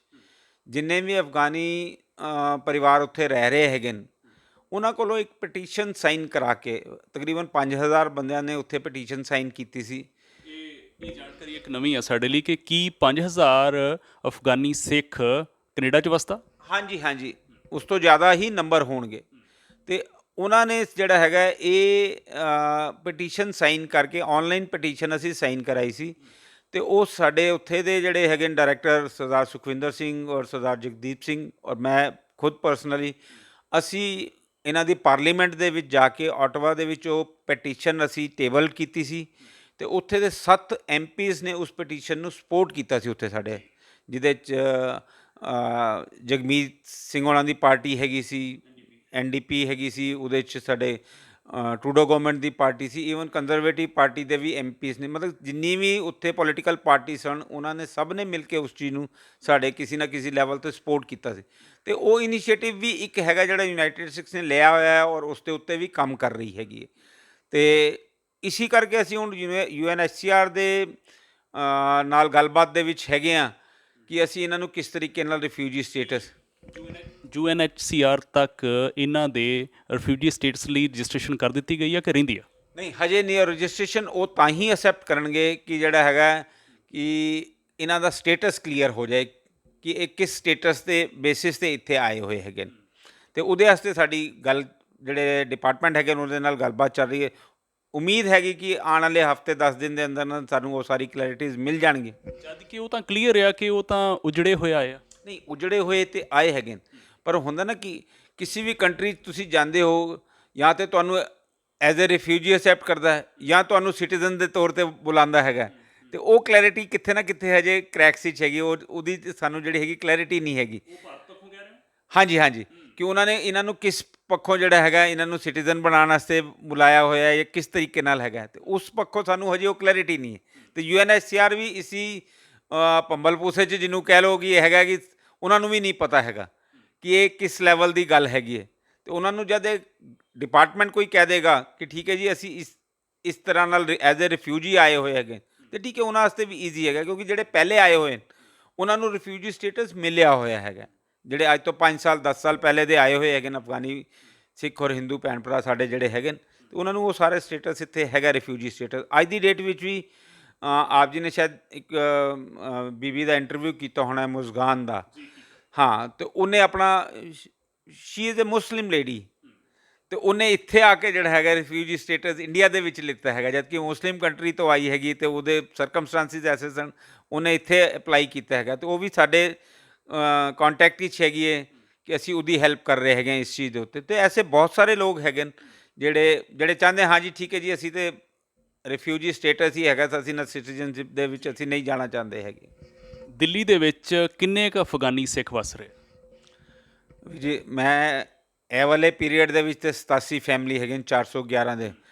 ਇੱਥੇ ਬਹੁਤ ਗਿਣਤੀ ਹੈਗੀ ਹੈ, ਔਰ ਖਾਸ ਕਰ ਸਾਰੇ ਦੇ ਸਾਰੇ ਵੈਸਟ ਦਿੱਲੀ 'ਚ ਜ਼ਿਆਦਾ ਗਿਣਤੀ ਇਹਨਾਂ ਦੀ ਵੈਸਟ ਦਿੱਲੀ 'ਚ ਹੈਗੀ ਹੈ। ਤੇ ਨੰਬਰ ਵਾਈਜ਼ ਤੇ ਮੈਂ ਕਲੈਰਿਟੀ ਵਾਈਜ਼ ਕੁਛ ਨਹੀਂ ਤੁਹਾਨੂੰ ਦੱਸ ਪਾਵਾਂਗਾ, ਹਜ਼ਾਰਾਂ 'ਚ ਹੈਗੇ ਨੇ, ਇਹ ਤੇ ਸ਼ੋਰਿਟੀ ਹੈਗੀ ਕਿ ਹਜ਼ਾਰਾਂ ਦੇ ਵਿੱਚ ਹੈਗੇ ਨੇ। ਤੇ ਉਹਨਾਂ ਦੇ ਵਿੱਚ ਪੇਸ਼ਾਵਰੀ ਸਿੱਖ ਵੀ ਨੇ? ਹਾਂਜੀ ਹਾਂਜੀ ਹਾਂਜੀ, ਸਾਰੇ ਨਹੀਂ, ਇੱਕ ਪੇਸ਼ਾਵਰੀ ਸਿੱਖ ਉਹ ਹੁੰਦੇ ਆ ਜਿਹੜੇ 1947 ਤੇ ਆਏ ਜਿਹਨਾਂ ਨੂੰ ਪਸ਼ੌਰੀਏ ਬੋਲਦੇ ਆ ਆਪਾਂ। ਨਹੀਂ ਉਹ ਤੇ ਪਹਿਲੇ ਤੋਂ ਹੀ ਐਸਟੈਬਲਿਸ਼ ਹੈਗੇ ਨੇ, ਉਹ ਇੱਥੇ ਦੇ ਸਿਟੀਜ਼ਨ ਹੈਗੇ ਨੇ, ਇਹਨਾਂ ਦੇ ਨਾਗਰਿਕ ਹੈਗੇ ਨੇ। ਇਹ ਬੇਸਿਕਲੀ ਇਹ ਅਫਗਾਨਿਸਤਾਨ ਦੇ ਹੀ ਹੈਗੇ ਨੇ, ਜਿਹੜੇ ਅਫਗਾਨ ਕਮਿਊਨਿਟੀ ਦੇ ਡਿਫਰੈਂਟ ਪ੍ਰੋਵਿੰਸ ਤੋਂ ਆਏ ਨੇ। ਨਹੀਂ, ਮੇਰੇ ਸਵਾਲ ਦਾ ਕਾਰਨ ਇਹ ਆ ਕਿ ਪੇਸ਼ਾਵਰ ਦੇ ਵਿੱਚ ਵੀ ਸਿੱਖਾਂ ਦਾ ਘਾਣ ਹੁੰਦਾ ਰਿਹਾ, ਫੜ ਕੇ ਕਤਲ ਕੀਤੇ ਜਾਂਦੇ ਰਹੇ, ਬੜਾ ਕੁਛ ਦਰਦਨਾਕ ਵਾਪਰਦਾ ਰਿਹਾ। ਉਸ ਤੋਂ ਬਾਅਦ ਕੀ ਪੇਸ਼ਾਵਰ ਤੋਂ ਕੋਈ ਹਿਜਰਤ ਹੋਈ ਹੋਵੇ ਇੱਥੇ ਪਹੁੰਚੇ ਹੁਣ ਸਿੱਖ? ਨਹੀਂ, ਉਸ ਤਰ੍ਹਾਂ ਨਾਲ ਐਸਾ ਨਹੀਂ ਕੋਈ ਸਾਡੀ ਨੌਲੇਜ ਵਿੱਚ ਨਹੀਂ ਹੈਗਾ। ਅਗਰ ਕੋਈ ਹੈ ਤਾਂ ਉਹਨੇ ਸਾਨੂੰ ਅਪਰੋਚ ਨਹੀਂ ਕੀਤਾ ਹੋਇਆ, ਤੇ ਉਸ ਬਾਰੇ ਮੈਂ ਕੁਛ ਬਾਬਤ ਕੋਈ ਵੀ ਕਮੈਂਟ ਨਹੀਂ ਕਰ ਪਾਵਾਂਗਾ ਜਿਹੜਾ ਹੈਗਾ। ਆਪਾਂ ਹੁਣ ਗੱਲ ਨੂੰ ਹੋਰ ਅੱਗੇ ਤੋਰੀਏ। ਤੁਸੀਂ ਕਾਫੀ ਹੱਦ ਤੱਕ ਰਿਫਿਊਜੀ ਸਟੇਟਸ ਤੱਕ ਦੀ ਗੱਲ ਕਹੀ ਕਿ ਕੁਝ ਕੁ ਨੁਕਤੇ ਅਜੇ ਬਾਕੀ ਨੇ, ਉਹ ਕਲੀਅਰ ਹੋ ਜਾਣ ਤੇ ਫਿਰ ਅੱਗੇ ਗੱਲ ਤੁਰ ਪਊਗੀ। ਜੇ ਮੰਨ ਲਓ ਕਿ ਇਹ ਸਿੱਖ ਜਿਹੜੇ ਨੇ ਸਾਰੇ ਆਪਣੇ ਪ੍ਰੋਮੀਨੈਂਟ ਸਿੱਖਾਂ ਨਾਲ, ਆਪਣੇ ਆਗੂਆਂ ਨਾਲ ਬਹਿ ਕੇ ਤੇ ਇਹ ਇੱਕ ਵਿਚਾਰ ਕਰ ਲੈਣ ਕਿ ਅਸੀਂ ਰਿਫਿਊਜੀ ਸਟੇਟਸ ਲੈਣਾ ਚਾਹੁੰਦੇ ਹਾਂ, ਉਸ ਤੋਂ ਅੱਗੇ ਫਿਰ ਗੱਲ ਕੀ ਚੱਲੂਗੀ, ਕਿਵੇਂ ਤੁਰ ਸਕਦੀ ਆ, ਉਸ ਅਗਲਾ ਭਵਿੱਖ ਕਿਵੇਂ ਆ? ਤੁਹਾਡਾ ਤਜਰਬਾ ਇਸ ਚੀਜ਼ ਦੇ ਵਿੱਚ? ਦੇਖੋ ਜੀ, ਇਹੀ ਹੈਗਾ ਕਿ ਅਗਰ ਇੱਕ ਵਾਰੀ ਇਹਨਾਂ ਨੂੰ ਰਿਫਿਊਜੀ ਸਟੇਟਸ ਮਿਲਦਾ ਹੈਗਾ ਤੇ ਫਿਰ ਅਸੀਂ ਜਿਹੜਾ ਹੈਗਾ ਇਹਨਾਂ ਦਾ ਕੁਛ ਨਾ ਕੁਛ ਸਪੋਂਸਰਸ਼ਿਪਸ ਜਾਂ ਕੁਛ ਪ੍ਰੋਗਰਾਮਸ ਜਿਹੜੇ ਹੈਗੇ ਨੇ ਡਿਫਰੈਂਟ ਕੰਟਰੀਜ਼, ਜਿਸ ਤਰ੍ਹਾਂ ਕੈਨੇਡਾ ਦਾ ਹੀ ਨਾਮ ਆਉਂਦਾ ਹੈ ਜਾਂ USA ਦਾ ਨਾਮ ਆਉਂਦਾ, ਤੇ ਉਹਨਾਂ ਦੇ ਸਪੋਂਸਰਸ਼ਿਪ ਪ੍ਰੋਗਰਾਮਸ ਹੈਗੇ ਜਿਹਦੇ ਵਿੱਚ ਇਹਨਾਂ ਨੂੰ ਇਨਰੋਲ ਕਰਕੇ ਉੱਥੇ ਬੁਲਾਇਆ ਜਾ ਸਕਦਾ ਹੈ। ਜਿਸ ਤਰ੍ਹਾਂ ਹੁਣ ਮੇਰੀ ਨੌਲੇਜ ਵਿੱਚ ਹੈਗਾ ਕਿ ਕੈਨੇਡਾ ਦੇ ਵਿੱਚ ਜਿਹੜਾ ਹੈਗਾ ਉਹਨਾਂ ਨੇ ਪਿੱਛੇ ਜਿਹੜਾ ਹੈਗਾ 2 ਸਾਲ ਪਹਿਲੇ ਕਿਸੇ ਕੰਟਰੀ ਤੋਂ ਤਕਰੀਬਨ 25-30 ਹਜ਼ਾਰ ਬੰਦਾ ਬੁਲਾਇਆ ਸੀ ਸੀਰੀਆ ਤੋਂ। ਤੋ ਉਹਨਾਂ ਨੇ ਜਿਹੜਾ ਹੈਗਾ ਰਿਫਿਊਜੀ ਸਟੇਟਸ ਦੇ ਕੇ ਉਹਨਾਂ ਨੂੰ ਬਾਅਦ ਚੋਂ ਲੌਂਗ ਟਰਮ ਪਲਾਨ ਆਈ ਹੈ ਕਿ ਉਹਨਾਂ ਨੂੰ ਸਿਟੀਜ਼ਨਸ਼ਿਪ ਉੱਥੇ ਦੀ ਮਿਲੇਗੀ। ਤੇ ਅਸੀਂ ਵੀ ਫਿਰ ਇੱਕ ਕੇਸ ਜਾਂ ਇੱਕ ਜਿਹੜਾ ਹੈਗਾ ਪ੍ਰੋਜੈਕਟ ਬਣਾ ਕੇ ਉਹਨਾਂ ਦੇ ਅੱਗੇ ਉਹਨਾਂ ਨੂੰ ਰਿਕੁਐਸਟ ਕਰ ਸਕਦੇ ਹਾਂ ਕਿ ਇਹਨਾਂ ਦੀ ਇਹ ਹਾਲਤ ਹੈ, ਇਹ ਆਪਣੀ ਕੰਟਰੀ ਤੋਂ ਉਜੜੇ ਹੋਏ ਹੈਗੇ ਨੇ ਤੇ ਇੱਥੇ ਜਿਹੜਾ ਹੈਗਾ ਸ਼ਰਨ ਮਿਲੀ ਹੋਈ ਹੈਗੀ। ਹਾਂਜੀ, ਤੇ ਉਹ ਇੱਕ ਉਹਨਾਂ ਦੇ ਮੈਂ ਤੁਹਾਨੂੰ ਇੱਥੇ ਇੱਕ ਹੋਰ ਅਪਡੇਟ ਕਰਦਾ ਕਿ ਸਾਡੀ ਟੀਮ ਕੈਨੇਡਾ ਦਾ ਚੈਪਟਰ ਜਿਹੜਾ ਹੈਗਾ ਉਹ ਆਲਰੇਡੀ ਉੱਥੇ ਦੀ ਗਵਰਨਮੈਂਟ ਦੇ ਨਾਲ, ਜਿਹੜੇ ਉਹਨਾਂ ਦੇ ਫੋਰਨ ਅਫੇਅਰਸ ਦੇ ਉਹ ਹੈਗੇ ਨੇ, ਉਹਨਾਂ ਦੇ ਨਾਲ ਗੱਲਬਾਤ ਦੇ ਵਿੱਚ ਆਲਰੇਡੀ ਹੈਗੇ। ਤੇ ਇਹ ਨਹੀਂ ਇੱਕ ਤਰਫਾ, ਅਸੀਂ ਵਰਲਡ ਵਾਈਡ ਲੈਵਲ 'ਤੇ ਜਿੱਥੋਂ ਹੋ ਸਕਦਾ ਹੈਗਾ ਅਸੀਂ ਸਾਰੇ ਇਨੀਸ਼ੀਏਟਿਵਸ ਲਿੱਤੇ ਹੋਏ, ਔਰ ਸਾਡਾ ਇਹੀ ਮੋਟਿਵ ਹੈਗਾ ਕਿ ਇਹਨਾਂ ਨੂੰ ਜਲਦੀ ਤੋਂ ਜਲਦੀ ਸੈਟਲ ਕੀਤਾ ਜਾਏ ਕਿੱਥੇ ਨਾ ਕਿਤੇ, ਚਾਹੇ ਇੰਡੀਆ 'ਚ ਹੁੰਦੇ, ਇੰਡੀਆ 'ਚ ਜੇ ਬਾਹਰ। ਇਹਨਾਂ ਦਾ ਤਾਂ ਇੱਥੇ ਤੱਕ ਦਾ ਵੀ ਕਹਿਣਾ ਹੈਗਾ ਕਿ ਅਗਰ ਕਿਸੇ ਲੈਵਲ 'ਤੇ ਸਾਡੇ ਆਪਣੇ ਦੇਸ਼ ਦੇ ਵਿੱਚ ਹਾਲਾਤ ਠੀਕ ਹੋ ਜਾਂਦੇ ਨੇ ਤੇ ਅਸੀਂ ਮੁੜ ਉੱਥੇ ਵੀ ਚਲੇ ਜਾਵਾਂਗੇ, ਸਾਨੂੰ ਕੋਈ ਨਹੀਂ ਕਿ ਅਸੀਂ ਆਪਣੇ ਦੇਸ਼ ਦੇ ਵਿੱਚ ਜਿੱਥੇ ਜੰਮੇ ਪੱਲੇ ਹੈਗੇ ਸਾਨੂੰ ਉੱਥੇ ਜਾਣ ਵਿੱਚ ਵੀ ਨਹੀਂ, ਪਰ ਸਾਡਾ ਕਿਸੇ ਨਾ ਕਿਸੇ ਲੈਵਲ 'ਤੇ ਭਵਿੱਖ ਸਾਡਾ ਸੁਰੱਖਿਅਤ, ਸਾਡੇ ਬੱਚਿਆਂ ਦਾ ਭਵਿੱਖ ਸੁਰੱਖਿਅਤ ਹੋਣਾ ਚਾਹੀਦਾ। ਇਹ ਗੱਲਬਾਤ ਯੂਨਾਈਟਿਡ ਸਿੱਖਸ ਦੇ ਭਾਰਤ ਤੋਂ ਡਾਇਰੈਕਟਰ ਸਰਦਾਰ ਪ੍ਰਵਿੰਦਰ ਸਿੰਘ ਨਾਲ ਮੈਂ ਕਰ ਰਿਹਾ। ਅਫਗਾਨੀ ਸਿੱਖਾਂ ਬਾਰੇ ਗੱਲਬਾਤ ਹੋ ਰਹੀ ਆ, ਉਹਨਾਂ ਦਾ ਜਿਹੜਾ ਅਤੀਤ ਆ ਜਾਂ ਵਰਤਮਾਨ ਜਾਂ ਅੱਗੇ ਭਵਿੱਖ, ਤਿੰਨਾਂ ਬਾਰੇ ਗੱਲਬਾਤ ਕੀਤੀ ਆ। ਮੈਂ ਆਖਰ ਦੇ ਵਿੱਚ ਸਰਦਾਰ ਪ੍ਰਵਿੰਦਰ ਸਿੰਘ ਨੂੰ ਪੁੱਛਾਂ ਕੋਈ ਹੋਰ ਗੱਲ ਰਹਿ ਗਈ ਹੋਵੇ ਤੇ ਤੁਸੀਂ ਕਰ ਸਕਦੇ ਹੋ। ਨਹੀਂ ਜੀ, ਇਹ ਆਪ ਜੀ ਦੇ ਜਿਹੜਾ ਹੈਗਾ ਚੈਨਲ ਦੇ ਥਰੂ ਮੈਂ ਸਾਰਿਆਂ ਨੂੰ ਬੇਨਤੀ ਕਰਨਾ ਚਾਹਾਂਗਾ ਕਿ ਇਹ ਬਹੁਤ ਵੱਡੀ ਲੜਾਈ ਹੈਗੀ ਹੈ ਜੀ, ਅਤੇ ਇੱਕ ਦਿਨ ਵਿੱਚ ਕੋਈ ਇਹਦਾ ਸੋਲਿਊਸ਼ਨ ਨਿਕਲਣਾ ਨਹੀਂ ਹੈਗਾ। ਇਹਦੇ ਸਾਨੂੰ ਸਾਰਿਆਂ ਦਾ, ਸਾਰੀ ਜਥੇਬੰਦੀਆਂ ਦਾ, ਸਾਰੇ ਭੈਣਾਂ ਭਰਾਵਾਂ ਦਾ ਸਪੋਰਟ ਚਾਹੀਦਾ ਹੈਗਾ। ਇਹਦੇ ਵਾਸਤੇ ਤੁਸੀਂ ਜਿਹੜਾ ਹੈਗਾ ਯੂਨਾਈਟਿਡ ਸਿੱਖਸ ਨੂੰ ਜਿਸ ਲੈਵਲ 'ਤੇ ਵੀ ਸਪੋਰਟ ਕਰ ਸਕਦੇ ਹੈਗੇ ਹੋ, ਤੁਸੀਂ ਯੂਨਾਈਟਿਡ ਸਿੱਖਸ ਦੇ ਨਾਲ ਜੁੜੋ, ਵੋਲੰਟੀਅਰ ਬੇਸ ਜੁੜੋ, ਉਹਨਾਂ ਨੂੰ ਫੰਡਸ ਦੀ ਜ਼ਰੂਰਤ ਹੁੰਦੀ ਹੈ, ਤੁਸੀਂ ਫੰਡ ਰੇਜ਼ਿੰਗ ਦੇ ਵਿੱਚ ਸਾਡੀ ਹੈਲਪ ਕਰੋ, ਕਿਉਂਕਿ ਇਹ ਇੱਕ ਬਹੁਤ ਵੱਡੀ ਲੜਾਈ ਹੈਗੀ ਹੈ ਤੇ ਜਿਹਦੇ ਸਾਰਿਆਂ ਦਾ ਕੰਟਰੀਬਿਊਸ਼ਨ ਹੈਗਾ। ਜਿਸ ਤਰ੍ਹਾਂ ਹੈ ਕਿ ਇੱਕ ਪੈਸਾ, ਇੱਕ ਚੀਜ਼ ਜਿਹੜੀ ਹੈਗੀ ਇਕੱਠੇ ਹੋ ਕੇ ਕਿਸੇ ਲੈਵਲ 'ਤੇ ਕੋਈ ਵੱਡਾ ਉਪਰਾਲਾ ਕਰਕੇ ਅਸੀਂ ਇਹਨਾਂ ਦਾ ਅੱਗੇ ਦਾ ਭਵਿੱਖ ਸੁਰੱਖਿਅਤ ਕਰ ਸਕਦੇ ਹੈਗੇ ਹਾਂ। ਅਤੇ ਇਹੀ ਮੇਰੀ ਰਿਕੁਐਸਟ ਹੈਗੀ ਹੈ ਕਿ ਸਾਰੇ ਮਿਲ ਜੁਲ ਕੇ ਅਸੀਂ ਜਿਹੜਾ ਹੈਗਾ ਇਹਨਾਂ ਨੂੰ ਕਿਤੇ ਨਾ ਕਿਤੇ ਸੈਟਲ ਕਰਨ ਦੀ ਕੋਸ਼ਿਸ਼ ਕਰੀਏ, ਕਿਉਂਕਿ ਇਹ ਆਪਣਾ ਘਰ-ਬਾਰ ਛੋੜ ਕੇ ਆਏ ਹੈਗੇ ਨੇ। ਇਹਨਾਂ ਨੇ ਉਹ ਹਾਲਾਤ ਦੇਖੇ ਹੈਗੇ ਨੇ ਜਿਹੜੇ ਵਾਹਿਗੁਰੂ ਕਿਸੇ ਨੂੰ ਵੀ ਨਾ ਦਿਖਾਏ। ਆਪਣੇ ਸਾਹਮਣੇ ਜਿਹੜਾ ਹੈਗਾ, ਅਸੀਂ ਆਪਣੀ ਸਾਖੀਆਂ 'ਚ ਬੜੀਆਂ ਚੀਜ਼ਾਂ ਸੁਣੀਆਂ ਪੜ੍ਹੀਆਂ ਹੈਗੀਆਂ ਕਿ ਸਾਡੇ ਪੁਰਾਤਨ ਟਾਈਮ ਦੇ ਵਿੱਚ ਇਹ ਸਾਰੀਆਂ ਸ਼ਹਾਦਤਾਂ ਹੋਈਆਂ, ਇਹ ਸਭ ਕੁਝ ਹੋਇਆ। ਇਹ ਤਾਂ ਆਪਣੀ ਜਿਵੇਂ ਲਾਹੌਰ 'ਚ ਮੀਰ ਮੰਨੂ ਜ਼ੁਲਮ ਕਰਦਾ ਸੀ। ਹਾਂਜੀ, ਅਤੇ ਇਹਨਾਂ ਨੇ ਤਾਂ ਆਪਣੀ ਅੱਖੀ ਇਹ ਚੀਜ਼ਾਂ ਦੇਖੀਆਂ ਨਾ। ਇਹਨਾਂ ਨੇ ਆਪਣੀ ਅੱਖੀ ਜਿਹੜੇ ਹੈਗੇ ਆਪਣੇ ਬੱਚਿਆਂ ਨੂੰ, ਇੱਕ ਇੰਸੀਡੈਂਟ ਵੀਰ ਜੀ ਨੇ, ਸ਼ਾਇਦ ਤੁਸੀਂ ਆਪ ਜੀ ਨੇ ਕਵਰ ਕੀਤਾ ਹੋਣਾ, ਕਿ ਉਸ ਪਰਿਵਾਰ ਦੀ 5 ਸਾਲ ਦੀ ਬੱਚੀ ਜਿਹੜੀ ਹੈਗੀ ਉਹਨਾਂ ਦੇ ਸਾਹਮਣੇ ਸ਼ਹੀਦ ਹੋ ਗਈ। ਭਾਈ ਹਰਿੰਦਰ ਸਿੰਘ, ਉਹਨਾਂ ਦੀ ਵਾਈਫ ਸ਼ਹੀਦ ਹੋ ਗਈ, ਉਹਨਾਂ ਦੇ ਫਾਦਰ ਸ਼ਹੀਦ ਹੋ ਗਏ। ਅਤੇ ਇਹ ਸੋਚੋ ਕਿ ਉਸ ਵੀਰ ਦੇ ਉੱਤੇ ਕੀ ਬੀਤਿਆ ਹੋਣਾ ਹੈ। ਚਾਹੇ 1 ਸਾਲ ਹੋ ਗਿਆ, ਪਰ ਉਹ ਜ਼ਖਮ ਐਸੇ ਹੈਗੇ ਨੇ ਜਿਹੜੇ ਨਹੀਂ ਭਰਨੇ। ਔਰ ਸਾਡੀ ਕਮਿਊਨਿਟੀ ਵਾਈਜ਼ ਸਾਰੀ ਕਮਿਊਨਿਟੀ ਨੂੰ ਮੈਂ ਇੱਕ ਰਿਕੁਐਸਟ ਕਰਨਾ ਚਾਹਾਂਗਾ ਕਿ ਜਿਹੜਾ ਹੈਗਾ ਅਸੀਂ ਇਹਨਾਂ ਦੇ ਨਾਲ ਇਸ ਔਖੇ ਘੜੀ 'ਚ ਖੜ੍ਹੇ ਹੋਈਏ, ਅਤੇ ਤਾਂ ਕਿ ਅਸੀਂ ਇਹਨਾਂ ਨੂੰ ਕਿਤੇ ਨਾ ਕਿਤੇ ਸੈਟਲ ਕਰ ਸਕੀਏ। ਇੱਕ ਆਖਰ ਦੇ ਵਿੱਚ ਸਵਾਲ ਕਿ ਜਿਹੜੇ ਹੋਰ ਵੀ ਜਥੇਬੰਦੀਆਂ ਜਾਂ ਕੋਈ ਨਿੱਜੀ ਤੌਰ 'ਤੇ ਕੁਝ ਪ੍ਰੋਮੀਨੈਂਟ ਸਿੱਖ ਜਿਹੜੇ ਆ, ਉਹ ਜਦੋਂ ਸਹਿਯੋਗ ਕਰ ਰਹੇ ਆ ਯੂਨਾਈਟਿਡ ਸਿੱਖਸ ਦੇ ਵਾਂਗ ਹੀ, ਤੁਹਾਡਾ ਉਹਨਾਂ ਨਾਲ ਤਾਲਮੇਲ ਕਿੱਦਾਂ ਦਾ ਚੱਲ ਰਿਹਾ? ਨਹੀਂ, ਸਾਡਾ ਉਹਨਾਂ ਦੇ ਦੇਖੋ ਜੀ, ਜ਼ਰੂਰ ਇਹ ਹੁੰਦਾ, ਅਸੀਂ ਇੱਕ ਕੋਸ਼ਿਸ਼ ਸਾਡੀ ਰਹਿੰਦੀ ਹੈ ਕਿ ਕਿੱਥੇ ਵੀ ਅਸੀਂ ਓਵਰਲੈਪ ਨਾ ਕਰੀਏ ਕਿਸੇ ਚੀਜ਼ ਨੂੰ। ਹੁਣ ਇੱਕ ਕਿਸੇ ਦੀ ਐਕਸਪਰਟੀ ਕਿਸੇ ਚੀਜ਼, ਕਿਸੇ ਜਥੇਬੰਦੀ ਦੀ ਹੈਗੀ ਹੈ, ਅਤੇ ਉਹ ਇਹੀ ਕੋਸ਼ਿਸ਼ ਹੁੰਦੀ ਕਿ ਉਹਨਾਂ ਨਾਲ ਬੈਠ ਕੇ ਗੱਲਬਾਤ ਕਰਕੇ ਕਿ ਹਾਂਜੀ ਇਹ ਕਾਰਜ ਤੁਸੀਂ ਕਰ ਰਹੇ ਹੈਗੇ ਹੋ, ਠੀਕ ਹੈ, ਇਹ ਤੁਹਾਡੀ ਐਕਸਪਰਟੀ ਹੈਗੀ, ਤੁਸੀਂ ਇਹਦੇ 'ਚ ਤੁਸੀਂ ਇਹ ਕਾਰਜ ਤੁਸੀਂ ਕਰੋ, ਬਾਕੀ ਇਹ ਕਾਰਜ ਜਿਹੜੇ ਹੈਗੇ ਨੇ ਅਸੀਂ ਕਰ ਰਹੇ ਹੈਗੇ। ਅਤੇ ਇੱਕ ਕੋਆਰਡੀਨੇਸ਼ਨ ਜ਼ਰੂਰ ਅਸੀਂ ਕੋਸ਼ਿਸ਼ ਕਰਦੇ ਹਾਂ ਬਣਾ ਕੇ ਚੱਲੀਏ, ਕਿ ਕੋਈ ਐਸਾ ਨਾ ਹੋਏ ਕਿ ਅਸੀਂ ਵੀ ਸੇਮ ਕੰਮ ਉਹੀ ਕਰਦੇ ਰਹੀਏ, ਉਹ ਵੀ ਜਿਹੜਾ ਹੈਗਾ ਸੇਮ ਚੀਜ਼ ਕਰਦੇ ਰਹਿਣ, ਅਤੇ ਜਿਹਦੇ ਨਾਲ ਉਹਦਾ ਨੁਕਸਾਨ ਹੀ ਹੋਏਗਾ, ਕੋਈ ਫਾਇਦਾ ਨਹੀਂ ਹੋਏਗਾ। ਕਿਉਂਕਿ ਸੰਗਤ ਦਾ ਪੈਸਾ ਹੈਗਾ, ਜਿਤਨਾ ਅਸੀਂ ਸੋਚ ਸਮਝ ਕੇ ਖਰਚ ਕਰਾਂਗੇ ਉਹੀ ਸਾਨੂੰ ਜਿਹੜਾ ਹੈਗਾ ਅੱਗੇ ਕੰਮ ਆਉਣਾ ਹੈਗਾ। ਇਹ ਗੱਲਬਾਤ ਸਰਦਾਰ ਪ੍ਰਵਿੰਦਰ ਸਿੰਘ ਹੁਣਾਂ ਨਾਲ ਯੂਨਾਈਟਿਡ ਸਿੱਖਸ ਦੇ ਰੂਪ ਦੇ ਵਿੱਚ ਕੀਤੀ। ਉਹਨਾਂ ਨੇ ਸਾਰਾ ਕੁਝ ਵਿਸਥਾਰ ਨਾਲ ਦੱਸਿਆ। ਇਹ ਬੜਾ ਚੰਗੇ ਯਤਨ ਨੇ ਕਿ ਜੋ ਕੁਝ ਭਾਣਾ ਵਾਪਰਿਆ ਪਿਛਲੇ ਸਮੇਂ ਦੇ ਵਿੱਚ, ਅਤੇ ਉਹਨਾਂ ਭਰਾਵਾਂ ਦੀ, ਉਹਨਾਂ ਭੈਣਾਂ ਦੀ ਢਾਰਸ ਬਣਨ ਦਾ ਵੇਲਾ ਸੀ। ਸੋ ਜਿੰਨਾ ਵੀ ਇਹ ਬਣ ਸਕੇ ਉਸ ਦਾ ਸਵਾਗਤ। ਰਹਿੰਦੇ ਕਾਰਜ ਜਿਹੜੇ ਨੇ ਉਹ ਕਹਿੰਦੇ ਸਾਡਾ ਧਿਆਨ ਉਸ 'ਤੇ ਹੈ, ਸੋ ਉਹ ਕਰਨਗੇ। ਇਸ ਦੇ ਇਲਾਵਾ ਜਿਹੜਾ ਹੋਰ ਵੀ ਕਿਸੇ ਵੀ ਸਿੱਖ ਨੇ ਜਦੋਂ ਆਪਣਾ ਵਿਸ਼ਾ ਅਫਗਾਨੀ ਸਿੱਖਾਂ ਦੀ ਮਦਦ ਦਾ, ਇਹਨਾਂ ਦੀ ਮੁੜ ਵਸੇਬੇ ਦਾ, ਇਹਨਾਂ ਦੇ ਭਵਿੱਖ ਦਾ, ਅਤੇ ਅਸੀਂ ਸਾਰੇ ਉਹਨਾਂ ਸਾਰਿਆਂ ਦਾ ਧੰਨਵਾਦ ਕਰਦੇ ਹਾਂ ਜਿਹੜਾ ਕੋਈ ਇੱਕ ਕਦਮ ਵੀ ਚੱਲ ਕੇ ਅਫਗਾਨੀ ਸਿੱਖਾਂ ਦੀ ਮਦਦ ਇਸ ਔਖੇ ਵੇਲੇ 'ਚ ਕਰਨ ਲਈ ਆਇਆ, ਕਿਉਂਕਿ ਸਾਡਾ ਕੌਮ ਦਾ ਮਸਲਾ, ਸਾਂਝਾ ਮਸਲਾ। ਸੋ ਆਖਰ ਦੇ ਵਿੱਚ ਸਰਦਾਰ ਪ੍ਰਵਿੰਦਰ ਸਿੰਘ ਹੁਣਾਂ ਨੂੰ ਮੈਂ ਫਤਿਹ ਦੀ ਸਾਂਝ ਕਰਾਂ। ਵਾਹਿਗੁਰੂ ਜੀ ਕਾ ਖਾਲਸਾ, ਵਾਹਿਗੁਰੂ ਜੀ ਕੀ ਫਤਿਹ ਜੀ। ਸੋ ਤੁਸੀਂ ਵੇਖਦੇ ਰਹੋ Sikh24.com।